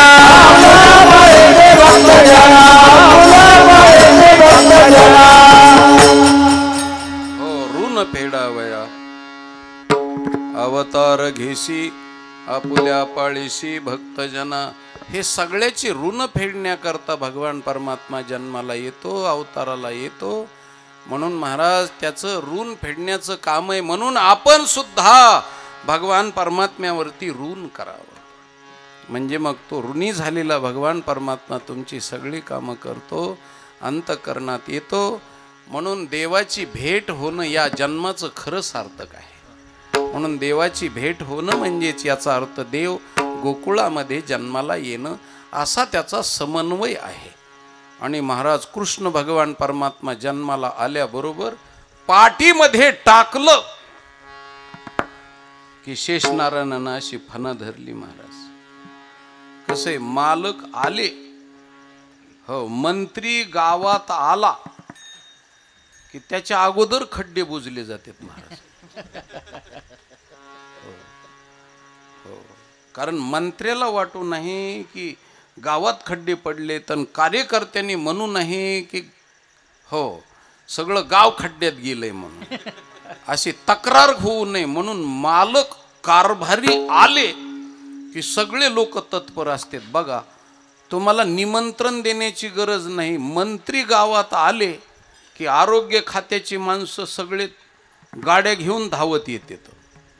हो, कलेक्टरला वेगळं निमंत्रण देण्याची गरज नाही. त्यानंतर SP ला वेगळं निमंत्रण देण्याची गरज नाही. त्यानंतर तलाट्यापासून सगळे हजर असतात. जे न लिहिले लल्लाटी ते करी तल्लाटी. म्हणून तलाट्याची पाटी कदापि न सोडावी उद्धवा. पाहतान भागवतात ओवी इति बगल पुराणम, नवीन पुराण निघालेलं. हो, जे लल्लाटावर लिहिलं नाही ते तल्लाटी करीत असतो महाराज. तलाटी हजर, तहसीलदार हजर, हो, आरोग्य खातं हजर, पुन्हा शाळेचे सगळे शिक्षक हजर, हेडमास्तर सगट, चपराशी सगळे. जर न जाणो एखाद्या वेळेस शाळेची काही तक्रार आली तर सगळे हजर पाहिजेत. सगळे विद्यार्थी हजर, सगळी इत्यंभूत. मंत्र्याला सांगण्याची गरज नाही, मंत्री आणला की सगळे येतात महाराज. तसं भगवान परमात्मा अवताराला आले की या पृथ्वीभूतलावरचे सगळे कार्यकर्ते हजर. आता कोणते कोणते कार्यकर्ते हजर झाले महाराज? एरवी हा पाऊस भगवंताच्या आज्ञेशिवाय कुठं न जाणारा. हो, भगवंताची आज्ञा लागते. आणि तुमच्या आमच्या सारख्याला किती बी प्रार्थना केली तरी येत नाही महाराज. हो, म्हणून कधी कधी तुम्हाला सांगतो महादेव उकांड्यात पुरते. तसं अजून मला काय कोणी पुरलं नाही, कारण माझं नाव महादेव आहे. तसा प्रयत्न कोणी केला नाही. पण महादेवालाच का पुरते उकांड्यात त्याचं कारण आहे महाराज. महादेवाने डमरू वाजवल्याशिवाय इंद्राला इशारा कळत नाही. इंद्राला इशारा कळाल्याशिवाय ढगाला समज होत नाही. ढग त्याच्याशिवाय पडत नाहीत. म्हणून महादेवाच्या डमरूकडून व्यवस्था आहे. हो, म्हणून आमचा शेतकरी राजा तुम्हाला सांगतो जाता जाता, हो, शेतकरी राजा शेतामध्ये 6 महिने, आपलं 2 महिने 2.5 महिने झालं पाऊसच नाही पडला, तरी पण तो कष्ट करीत होता. हो, कुंदा काढीत होता, हराळ काढीत होता कुदळीनं.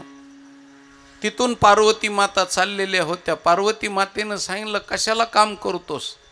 हो, पाऊस नाही, पाणी नाही, काही नाही, कशा करता? त्यांनी सांगितलं आई साहेब आमची ही काळी आई माझी माय आहे. हो, माझी माय आहे. तिनं आतापर्यंत हाताला धरून बाहेर कधीच काढलं नाही. आज ना उद्या, उद्या ना समजा तिच्याशिवाय मला कुणी घास घालणार नाही, तुकडा माझ्या तोंडात घालणार नाही. माझी आई आहे ती, आणि आईची सेवा आजारपणात करायलाच पाहिजे, म्हणून मी तिची सेवा करतो. असं म्हणल्याबरोबर पार्वती मातेच्या लक्षात आलं की कुणासाठी पाऊस नाही पाडला तरी हरकत नाही, पण शेतकऱ्यासाठी नक्की पाडला पाहिजे. असं पार्वती मातेला झालं. आणि पार्वती माता शंकराकडे गेल्या आणि शंकराला सांगितलं देवा लवकर डमरू वाजवा. कशासाठी? म्हणले खूप पाप झालं. हो, आणि खूप पाप झाल्यानंतर पाऊस पडत नसतो. हो, आणि मला पाऊस पाडण्यासारखी माझी तयारी नाही, पाप खूप झालंय. त्यावेळेस ती म्हणली पापाचं काय व्हायचं ती होऊ द्या, पण शेतकऱ्याचे कष्ट पहा, शेतकऱ्याच्या घाम गाळण्याकडे पहा, आणि त्याच्या ऋणासाठी तुम्हाला पाऊस पाडावा लागल. म्हणून जाता जाता सांगतो तुम्हाला महाराज, मंत्र्यासाठी पाऊस पडत नाही, व्यापाऱ्यासाठी पाऊस पडत नाही, कलेक्टर डिप्युटी कलेक्टर साठी पाऊस पडत नाही. माझ्या महाराष्ट्रात आणि भारत देशात पाऊस पडतो तो फक्त शेतकऱ्याच्या पुण्याईसाठी पाऊस पडतो महाराज. शेतकऱ्यासाठी पाऊस पडतो, त्याचे कष्ट पाहतो. तुम्हाला वाटतं का कांद्याला भाव आला नाही? शासनाला नाही जाग येऊ द्या, कारण त्याच्याकडं आकलीचे कांदे खूप आहेत, म्हणून त्या कांद्याला भाव कळत नाही. पण देवाला कळतो महाराज, तुमच्या कष्टाचा मोबदला दिल्याशिवाय तो राहत नाही. म्हणून शेतकऱ्यासाठी पाऊस पडतो राजा हो, शेतकऱ्यासाठी. म्हणून शेतकरीच वारकरी होतो, वारकरीच हो देवाचं भजन करतो. म्हणून शेतकरी आणि वारकरी दोन्ही एकच आहेत महाराज. घटना सांगतो. आणि मग महाराज ढग आकाशात आले आणि धो धो धो धो पाऊस पडला. आणि ज्या दिवशी पाऊस पडला त्या दिवशी महाराज पोळ्याचा सण होता. आणि पोळ्याचा सण असल्यामुळं माझ्या बैलाच्या पुण्याईनं पाऊस पडला, म्हणून शेतकऱ्याला आनंद झाला. आणि त्या आनंदाच्या भरामध्ये त्यांनी नाचायला सुरुवात केली. जसं कृष्ण अवताराला आल्यानंतर आनंद करीती घरोघर नाचतेत लोक, तसा शेतकऱ्याला पाऊस आला, आनंद झाला. आणि मग वाजवायला मृदंग नव्हता, टाळ नव्हता, विना चिपळी काहीच नव्हतं. बायकोनं घरून आणलेली जेवायची थाळी होती महाराज, ती थाळीच उचलली आणि त्या थाळीवर थाप मारून एक पाय वरी उचलून त्या शेतकऱ्यानं बैलाच्या भोवती नाचायला सुरुवात केली. आणि आता एवढा पाऊस पडला, माझा चाहूर आता पिकणार आणि ही सृष्टी सगळी सुजलाम सुपलाम होणार आणि सगळ्याला तोंडात घास मिळणार. म्हणून आनंद झाला आणि त्यांनी बैलाच्या भोवती चक्कर मारली आणि त्यांनी गाणं रचलं, चाहूर चाहूर चांग भला आणि पाऊस आला घरला चला. आणि बायकोनं त्याच्या साथ दिली आणि पोळ्याचा सण त्या दिवशी साजरा झाला.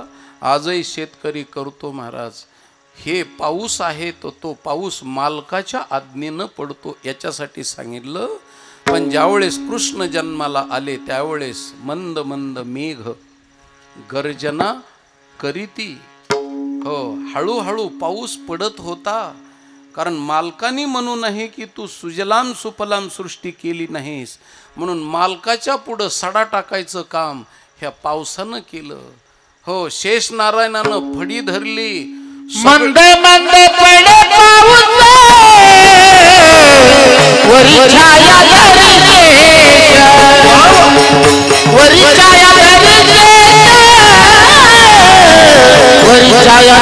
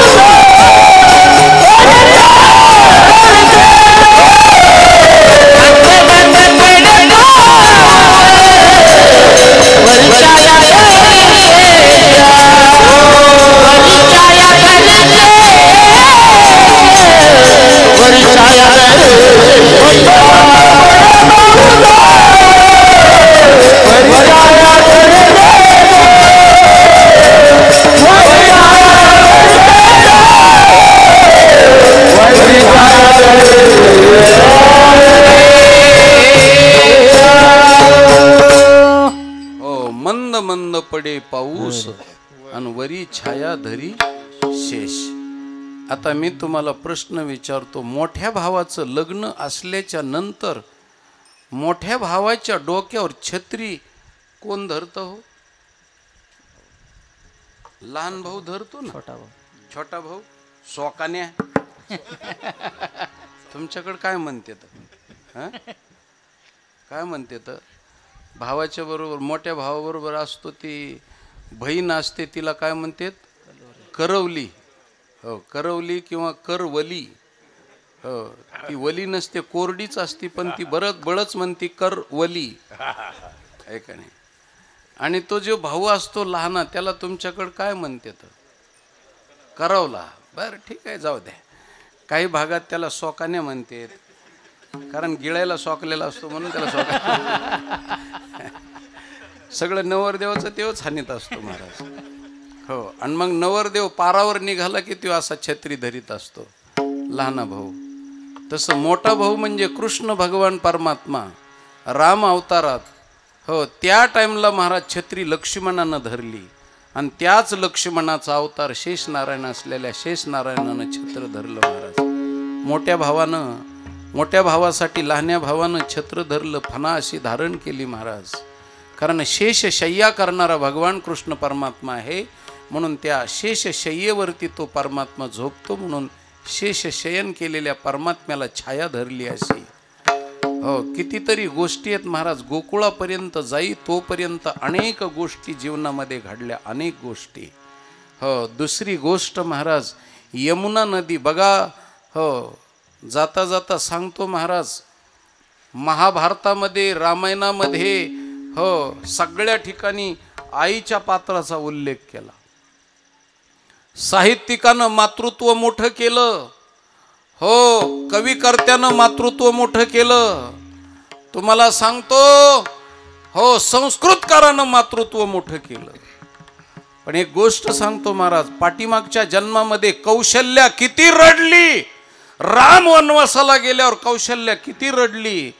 आता जर माझ्यापर्यंत त्यावेळेस पुरावा आला नाही तर मी कोर्टामध्ये साक्ष द्यायला जाणार होतो महाराज. राम मंदिर इथंच रामाचं मंदिर होतं का असं विचारल्यानंतर कौशल्या किती रडली तर कौशल्याच्या डोळ्यातून गळालेलं जे पाणी आहे त्यामुळं 100 एकर जमीन खारी झाली महाराज तिथं. हो, 100 एकर जमीन. म्हणून राम जिथं जन्माला आले, आज बी तिथं गेलात तर तुम्हाला चोपन जमीन पाहायला मिळते, खारी जमीन. ती कौशल्याच्या डोळ्यातून गळालेल्या खाऱ्या पाण्याचा परिणाम आहे. मग ती कौशल्या रडली. त्या कौशल्याचं वर्णन वाल्मिकानं केलं, पण 14 वर्षानंतर पाहिलं तर कौशल्या जिवंत होती. त्या कौशल्याचं वर्णन सगळ्यांनी केलं, पण राम दरवाजातून निघून गेला की महाराज राजा दशरथानं प्राण दिला.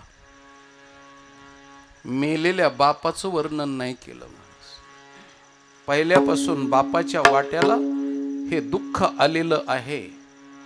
मी कशासाठी गोष्ट सांगतो महाराज, कौशल्याचं रडणं सांगितलं, पण राजा दशरथानं प्राण सोडला मुलासाठी, लेकरासाठी, पण त्याचं वर्णन नाही केलं गेलं.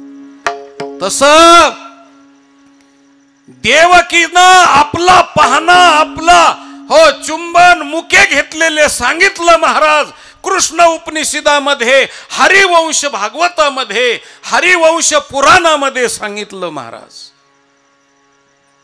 पण डोक्यावर पाटी उचलल्याच्या नंतर, घराच्या बाहेर पडल्याच्या नंतर महाराज रात्र पडलेली होती आणि धो धो धो पाऊस पडत होता महाराज. सगळं पाणीमय सृष्टी झालेली होती. आता कोणत्या दिशेला जावं हे वसुदेवाला कळत नव्हतं महाराज. पण माझं लेकरू जगलं पाहिजे एवढीच भावना असल्यामुळं पाऊल टाकला महाराज. आणि वीज चमकली तेवढाच रस्ता दिसायचा. वीज चमकली की तेवढाच रस्ता दिसायचा. वसुदेव पुढे जायचे आणि चालता चालता सगळी जलमय झालेली सृष्टी होती. आणि घटना अशी घडली की यमुनेच्या काठावरती आल्यानंतर महाराज एकदम कमरे इतके वसुदेव गेले. पण गेले तरी सुद्धा माझं लेकरू जगलं पाहिजे ही भावना बापाची असते. मी तुम्हाला एक गोष्ट सांगतो, जगाच्या पाठीवर हो माणूस मोठा व्हावा असं शेजाऱ्याला वाटत नाही, भावाला शक्य वाटत नाही, पण जगामध्ये सगळ्यात मोठा आणि उंच स्थितीमध्ये झालेला मुलगा फक्त बापच पाहू शकतो. बापालाच वाटतं माझ्यापेक्षा माझ्या लेकरानं मोठं झालं पाहिजे, मी 4 साल घालीन पण माझा बाळ MBBS झाला पाहिजे, डॉक्टर झाला पाहिजे, कलेक्टर झाला पाहिजे, आणि सगळ्या लोकांनी वाकून मुजरा माझ्या लेकराच्या पुढे घातला पाहिजे. महाराज किती आनंद असतो बापाला. खुंटीला अडकवलेले जर पॅन्ट शर्ट असले तर पाहुण्याला सांगतो आमच्या बाळासाहेबाचे शर्ट आहेत. एवढं अंतकरण बापाचं स्वज्वळ असतं. मेलो तरी हरकत नाही पण माघारी फिरायचं नाही म्हणून वसुदेव निघाले. आणि निघाल्याच्या नंतर पुढं चालल्यानंतर पाणी महाराज वरी चढायला लागलं. सरते शेवटी नाका तोंडात पाणी गेलं महाराज. पण आता माझा बाळ जगला पाहिजे म्हणून वरती हात केले पाठी. मी मेलो तरी हरकत नाही पण पाठीवरती जगला पाहिजे म्हणून काय घटना घडली महाराज. राजा हो तुम्हाला सांगतो, एकच घटना घडली. मी मेलो तरी हरकत नाही पण माझा बाळ जगावा. आणि बापाच्या नाका तोंडात पाणी गेलं की देवानं सांगितलं त्या यमुना मातेला, अगं माझा बाप प्राणावर उदार झालेला आहे आणि त्या बापाला तू बुडवतेस का.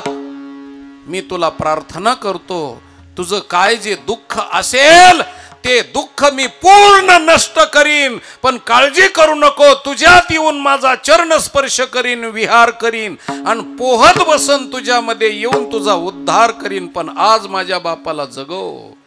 आणि महाराज त्या यमुना मातेनं वाट दिली पलीकडच्या काठाला. हो भगवान परमात्म्याला घेऊन वसुदेव गेले आणि नंद बाबाच्या दारामध्ये इकडं जसे कवाड उघडे केले तसे तिकडचे बी राजवाड्याचे कवाड उघडे केले. आणि महाराज त्या यशोदा मैयाच्या पुढं मुलगी झालेली होती त्या मुलीला उचललं आणि भगवान परमात्म्याला तिथं ठेवलं. फिरविले दोन्ही कन्या आणि चक्रपाणी. डोक्यावर घेतली महाराज पाटी आणि निघाले. यमुनेनं पुन्हा वाट दिली आणि भगवान परमात्म्याला सोडून वसुदेव. नंद म्हणजे आनंद, आनंदाच्या ठिकाणी नंद असतो आणि नंदाच्या ठिकाणी आनंद असतो म्हणून भगवान कृष्ण परमात्म्याला तिथं सोडलं. वसुदेव आले आणि महाराज ती मुलगी कंसानं मारण्याकरता भिरकावली, ती आकाशात निघून गेली. तिनं आकाशवाणी सांगितली आणि महाराज गोकुळामध्ये आनंद झाला. तो आनंद कसा झाला महाराज. भगवान कृष्ण परमात्म्याच्या जन्माचा अभंग म्हणा. आणि आता आपल्याला फुलं उधळायचे. विठ्ठल विठ्ठल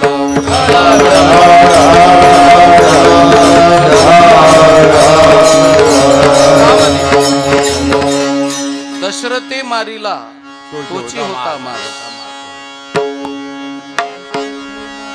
सुरुवात दशरथे मारिला तोची होता मास. विठोबा रखुमाई फुलं वाटा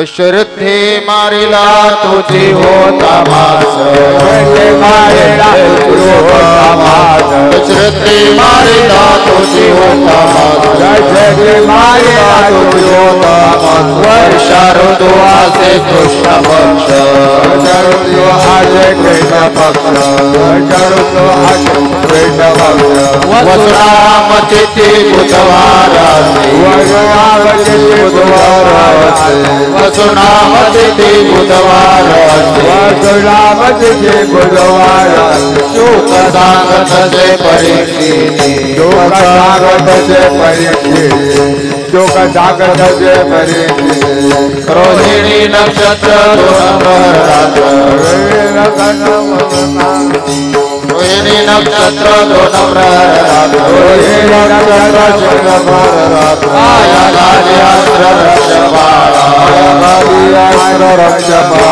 माया गाली अस्त्र रक्षबाळा नवग्रहण कुळ सर्वांचे जे मूळ नवग्रह कुळ सर्वांचे ते मूळ नवग्रहण कुळ सर्वांचे जे मूळ नवग्रह कुळ सर्वांचे ते मूळ वसुदेव कपाळ धन्य धन्य वसुदेव कपाळ धन्य धन्य वसुदेव कपाळ धन्य धन्य तयाचा हा वंश तयाची आनंद तयाचा वंश तयाची आनंद तयाचा हा वंश तयाची आनंद तयाचा वंश तयाची आनंद माझे गुढी गोविंद अवतरणा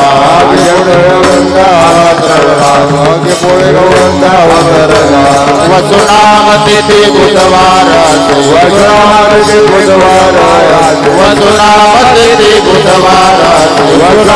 तिथी बुधवार शुक्ल सांगत से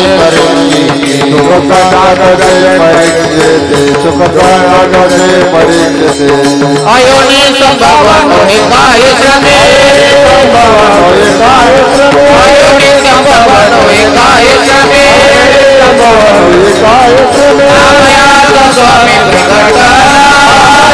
स्वामी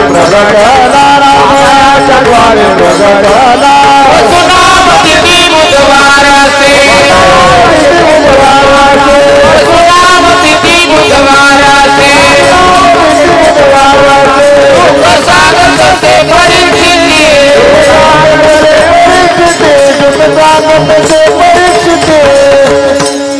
पुंडली खाली बसून कोणी फुलं उधळू नका, कारण देव जन्माला यायचेत म्हणल्यानंतर शाळेत मास्तर आला तर विद्यार्थी उठून उभे राहते. तर देव यायचा आहे म्हणून सगळ्या जणांनी उठून उभा राहा, कारण देवाचा अवमान होऊ नये म्हणून सगळ्या जणांनी उठून उभं राहायचं.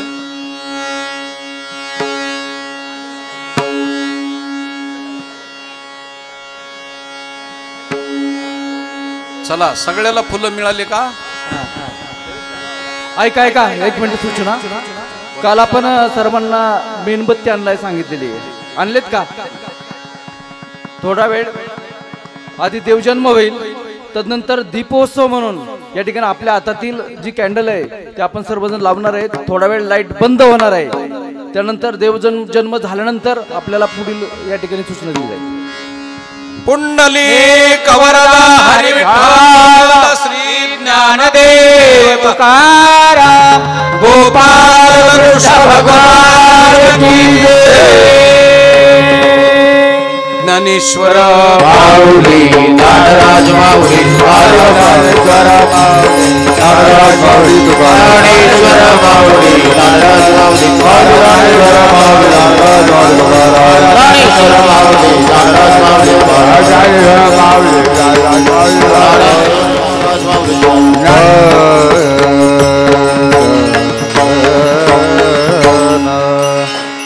चाल म्हणायची का? विठ्ठल जय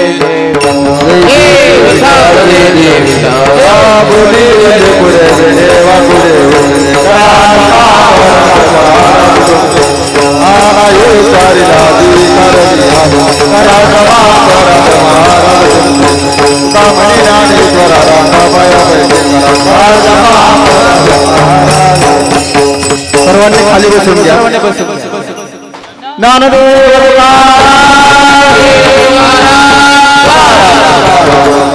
सर्वांनी जागेवर बसून घ्या.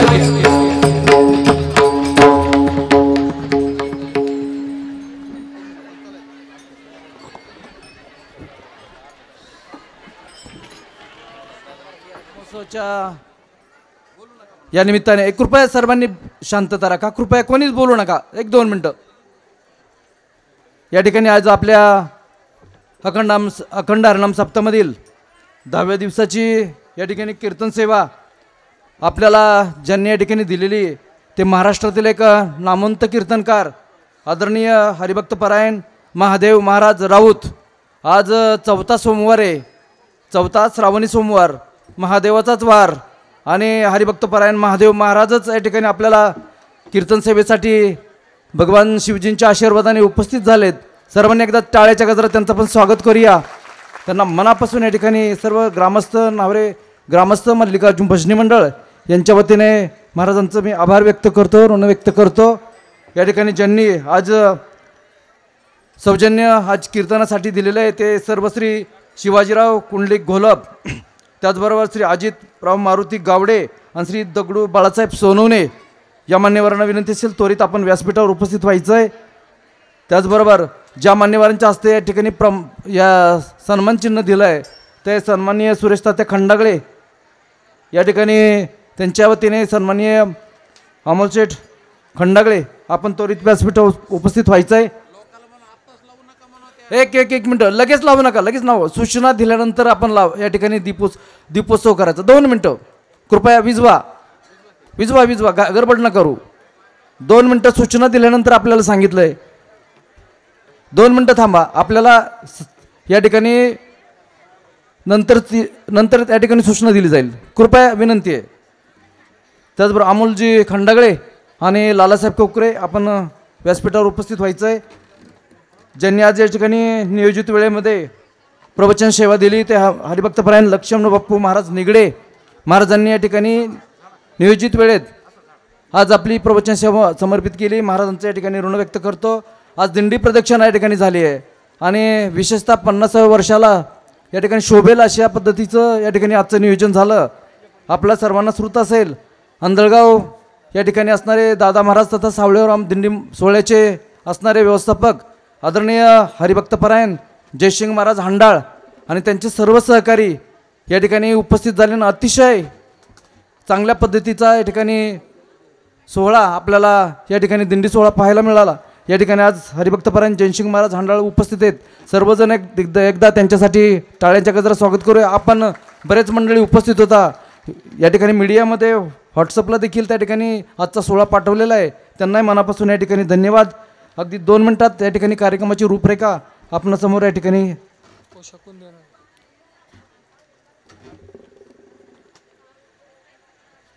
कोण आहे कोण देणार स्वतः आहेत मिस्त्री आहेत का या ठिकाणी पोशाख दरवर्षीप्रमाणे अनेक वर्षापासून त्यांचा उपक्रम आहे. चंद्रकांतचे आनंदे आपल्याच शुभास्ते आदरणीय महाराजांना या ठिकाणी आपण वस्त्रदान करावं. त्याचबरोबर ज्यांची आज या ठिकाणी दिवसभर अन्नदानाची व्यवस्था होती ते सर्व श्री बाजीराव ज्ञानोबा कोरेकर, आप्पासाहेब बापूराव कोरेकर, महादू बाप्पू करपे, अमर अरुण कदम, आबासाहेब विठ्ठल भैरट, रंगनाथ उत्तम कोरेकर, दादासाहेब अंबू बिडगर, श्री गंगाधर दादाबाब हिंगे, रंगनाथ बाबूराव नागवडे आणि दुपारचं जेवण कैलासवासी पर्वतराव तथा रामचंद्र निंबाळकर स्मरणार्थ धनंजय राजे निंबाळकर, श्रीपतराव राजे निंबाळकर, गजानन रामचंद्र राजे निंबाळकर, महेश कळतकर, संदीप राजे निंबाळकर. आणि आज संध्याकाळची व्यवस्था कैलासवासी कांताबाई एकनाथ चांदूसकर स्मरणार्थ अशोकराव चांदूसकर, कैलासवासी रंगनाथ विश्वनाथ दीक्षित स्मरणार्थ कमलाकर दीक्षित, वाल्मिकराव जाधव, आबासाहेब केडकर, त्याचबरोबर प्रकाशजी होले, दगडाबाई चव्हाण आणि धनंजय तांबे यांच्या वतीने होती. आणि उद्या सकाळी चहापाणी नाश्ता श्री बाळासाहेब शामराव राजे निंबाळकर, आप्पासाहेबजी पवार, विशाल तिठे, बाळासाहेब बबनराव खंडागळे, सत्यवान कदम, गंगा बागेरीती, ताराबाई पवार आणि संतोषजी हिंगे यांच्या वतीने होईल. आणि उद्या नियोजित वेळेमध्ये या ठिकाणी काल्याचं कीर्तन सेवा या ठिकाणी होणार आहे. 9 ते 11 या दरम्यान या ठिकाणी कीर्तन सेवा होईल. महाराष्ट्रातील नामवंत कीर्तनकार हरिभक्तपरायण सागर महाराज दिंडे यांची कीर्तन सेवा होईल. आणि उद्या महाकाल्याचा प्रसाद कैलासवासी गंगाधर विठोबा कोरेकर पाटील यांच्या स्मरणार्थ कोरेकर पाटील बंधू, सतीशांना कोरेकर पाटील तथा बाळासाहेब कोरेकर भाऊ आणि त्यांचे सर्व सहकारी बंधू यांच्या वतीने या ठिकाणी उद्याचं महाप्रसादाचं आयोजन होईल. सर्वांनी याची नोंद घ्यायची. नेहमी याप्रमाणे सांगा माऊली कोणाचा लाभे या उपक्रमाअंतर्गत ज्यांना भाग्यवंतांना या ठिकाणी सार्थ ज्ञानेश्वरी प्रत महाराजांच्या शुभास्ती या ठिकाणी चिठ्ठी आलेली आहे, पुरुष वर्गातनं चिठ्ठी आलेली आहे. आणि ह्या चिठ्ठी समेत काल या ठिकाणी माऊली शहाणे यांनी आपल्याला घोषित केलेले माळकरी असेल तर त्यांना या ठिकाणी अंगठी आणि महिलांसाठी सोन्याची नथ या ठिकाणी दिली जाईल. ती उद्याच्या कार्यक्रमात दिली जाईल. या ठिकाणी नोंद घ्या, गडबड गोंधळ नको म्हणून या ठिकाणी उद्या ती दिली जाईल. ज्या भाग्यवंतांना आज भगवान गोपालकृष्णांच्या जन्माष्टमीनिमित्ताने भाग्यवंताला लाभेल त्यांनी या ठिकाणी वरती यायचं आहे. रंगनाथ बाबूराव नागवडे मेजर साहेब वेलकम. सर्वजण टाळ्याच्या गजरात या ठिकाणी स्वागत करूया. माजी सैनिक संघटनेमध्ये काम करताना या ठिकाणी ही सैनिक महाराज निवृत्त झाल्यानंतर आपल्या अखंडाराम सप्त्यामध्ये अनेक वर्षापासून चहापानाची सेवा करतात. त्याचबरोबर देशसेवा केल्यानंतर धर्माची आणि या ठिकाणी देवाची सेवा करण्यासाठी आपण या ठिकाणी हे सर्वजण अतिशय चांगल्या पद्धतीने काम करत आहे. आणि विशेषतः कारगिल युद्धामध्ये या ठिकाणी हेच मेजर साहेब या ठिकाणी युद्ध करून या ठिकाणी सुखरूप परत आलेले आहेत. सर्वजण एकदा टाळ्याच्या गजरात त्या ठिकाणी स्वागत करूयात. त्यांच्या समवेत मला वाटतं मेजर हिरामन मासाळे होते. अनेक माजी सैनिक संघटना या ठिकाणी अतिशय चांगलं काम करत आहेत. महाराजांच्या शुभास्ते या ठिकाणी आपणाला सार्थ ज्ञानेश्वरी या ठिकाणी प्रत दिली जाते. टाळ्या वाजवा जरा. एवढा भव्य दिव्य असं या ठिकाणी सन्मान होतोय. दुसरी चिठ्ठी आलेली आहे महिला भगिनीतनं. सई दत्तात्रय देशमुख. सई दत्तात्रय देशमुख आहेत का? छोटी दिदी आहे. टाळ्या वाजवा तिच्यासाठी. महाराजांच्या शुभास्ते. गळ्यात माळ आहे का? उद्या आपल्याला नथ द्यायची. नसली तर घालावं लागेल का?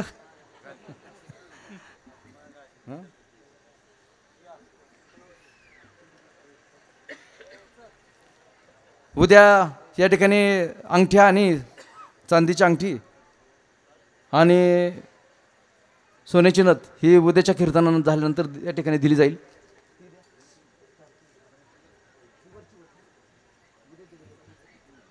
आज श्रावणी सोमवार. आज श्रावणी सोमवारच्या निमित्ताने खरं तर या ठिकाणी चंद्रकांतजी आनंदे यांचं भरीव असं योगदान आहे. आणि आज त्यांना इच्छा झालेली की आज चार शिवलीला अमृत या ठिकाणी कथासार द्यायचेत. उद्या काही या ठिकाणी 3 आपण कथासार देणार आहेत. शिवलीला अमृतमध्ये ज्यांनी या ठिकाणी अनेक वर्षापासून ज्ञानेश्वरी वाचक म्हणून या ठिकाणी काम पाहिले. मला वाटतं यामध्ये महिलांसाठी 2 आहे आणि पुरुषांसाठी 2 या ठिकाणी उद्या दिल्या जातील. आज प्रातिनिधिक स्वरूपात 1 महिलांसाठी दिली जाईल. या ठिकाणी श्रद्धा शंकर माकर आहे का? श्रद्धा बघा नाव काय? श्रद्धा शंकर. शंकरावर श्रद्धा आहे. या ठिकाणी नक्कीच तिच्यासाठी आपण टाळ्या वाजवूया. आणि सार्थ ज्ञानेश्वरी वाचक म्हणून या ठिकाणी अनेक वर्षापासून काम करते. चला व्यासपीठावर या. महाराजांच्या शुभास्ते या ठिकाणी शिवलीला अमृत हा कथासार ग्रंथ आपण या ठिकाणी घेऊन जायचा आहे. काका पुढली सेवा. पुढली सेवा चला या पटकन आहे. असू द्या.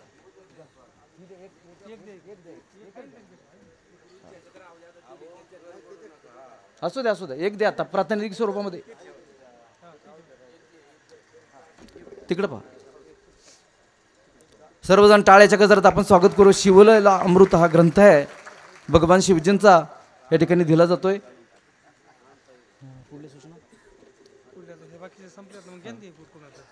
आधी दीपोत्सव करून घेऊ. आधी दीपोत्सव.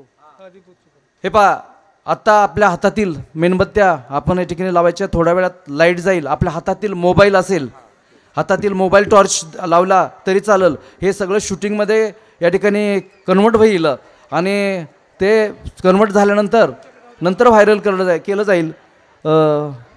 इलेक्ट्रिसिटीवाले आपण लाईट बंद करायची. हे पहा मलाही बोलता माईक चालू राहील का? फक्त माईक चालू ठेवा.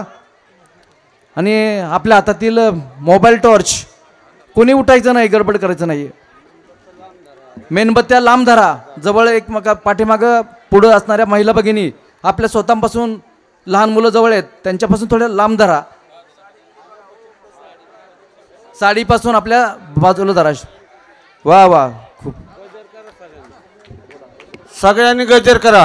पुंडलिका वरदे हरिठ्ठल श्री ज्ञानदेव तुकाराम पंढरनाथ भगवान की जय. माऊली ज्ञानेश्वर महाराज की जय. जगद्गुरु तुकाराम महाराज की जय. श्री मल्लिकार्जुन भगवान की जय. योगीराज संतराज महाराज की जय. भगवान गोपाल कृष्ण महाराज की जय. धन्यवाद रामकृष्ण हरी. सर्वांनी या ठिकाणी आपल्या मेणबत्त्या बाजूला धरा आणि विझवलं तरी चालेल. आता लाईट स्टार्ट करा. चव्या दिवशी पाचवीचा राडा रान सटविने वेडीला वाडा. यशोदा मातेचा जीव झाला थोडा लिंबू नारळ देवाला फोडा. गाई वासरे चाराया सोडा तान्या कृष्णाची दृष्टही काढा. बाळा जो रे जो तान्या कृष्णाची दृष्टही काढा. जो बाळा जो रे जो. 6व्या दिवशी कलीचा वारा बाळ जन्मला फुलाचा गजरा. राधा कृष्णाला घाली ती वारा. चला जो चला यशोदा आपल्या घर. जो माळा जो रे जो. 7व्या दिवशी सासरीचा माल आता सोनेरी मंडप लाल. चौ बाजूला चारही गोल मधी चंदनाचे होईना मोल. कृष्ण मांडीवर यशोदा डोल. जो माळा जो रे जो. कृष्ण मांडीवर यशोदा डोल. जो माळा जो रे जो. 8व्या दिवशी 8वीचा थाट चुकून गेल्या पाण्याची वाट. मोहिनी टाकली 10वी सफेद ताकाचे डेरे फोडिले तट. श्रीकृष्ण बाळाची पातात वाट. जो बाळा जो रे जो. श्रीकृष्ण बाळाची पातात जो रे जो. 9व्या दिवशी 9तीचा फंद तान्या बाळाने घेतला छंद. वसुदेवाचे सोडवावे बंद. जो बाळा जो रे जो. वसुदेवाचे सोडवावे बंद. जो बाळा जो रे जो. 11व्या दिवशी नारद बोलले. 33 कोटी जळ जमून येती. त्यांच्या मुखात चंदन ज्योती. उतरून टाकी ती माणिक मोती. जो बाळा जो रे जो. उतरून टाकी ती माणिक मोती. जो बाळा जो रे जो. 11व्या दिवशी नारद बोलले. देवा तुम्ही किती झोपव घ्याल. मथुरा नगरीत देवकीचे हाल. श्रीकृष्ण बाळाची पताका लाल. जो बाळा जो रे जो. श्रीकृष्ण बाळाची पताका लाल. जो बाळा जो रे जो. 13व्या दिवशी 12 घरच्या नारी पाळण बांधला यशोदा घरी. त्याला लावली रेशमी दोरी. गाणे गाऊनी हलवी सुंदरी. जो बाळा जो रे जो. गाणे गाऊनी हलवी सुंदरी. जो बाळा जो रे जो. 13व्या दिवशी बोलली बाळी. कृष्ण जन्मला यमुना स्थळी. नाव ठेवा का वन या माळी. कृष्ण गवळण मध्ये लावी तो कळी. जो बाळा जो रे जो. कृष्ण गवळणीत लावी तो कळी. जो बाळा जो रे जो. 14व्या दिवशी तोफा गरजती. शंकर पार्वती नंदीवर येती. बाळाच्या नेत्रात काजळ घाली ती. जो बाळा जो रे जो. बाळाच्या नेत्रात काजळ घाली ती. जो बाळा जो रे जो. 15व्या दिवशी नवबात वाजे. श्रीकृष्णावरती गजारतीला साज. यशोदा मातेला झाला आनंद. पाळण्यावरती काढीला चंद्र. जो बाळा जो रे जो. पाळण्यावरती काढीला चंद्र. जो बाळा जो रे जो. 16व्या दिवशी 16वा केला. गुरु वशिष्ठ विद्या बोलला. कृष्णाच्या नादान पाळणा गाईला. जो बाळा जो रे जो. श्रीकृष्णाच्या नादाने पाळणा गाईला. जो बाळा जो रे जो.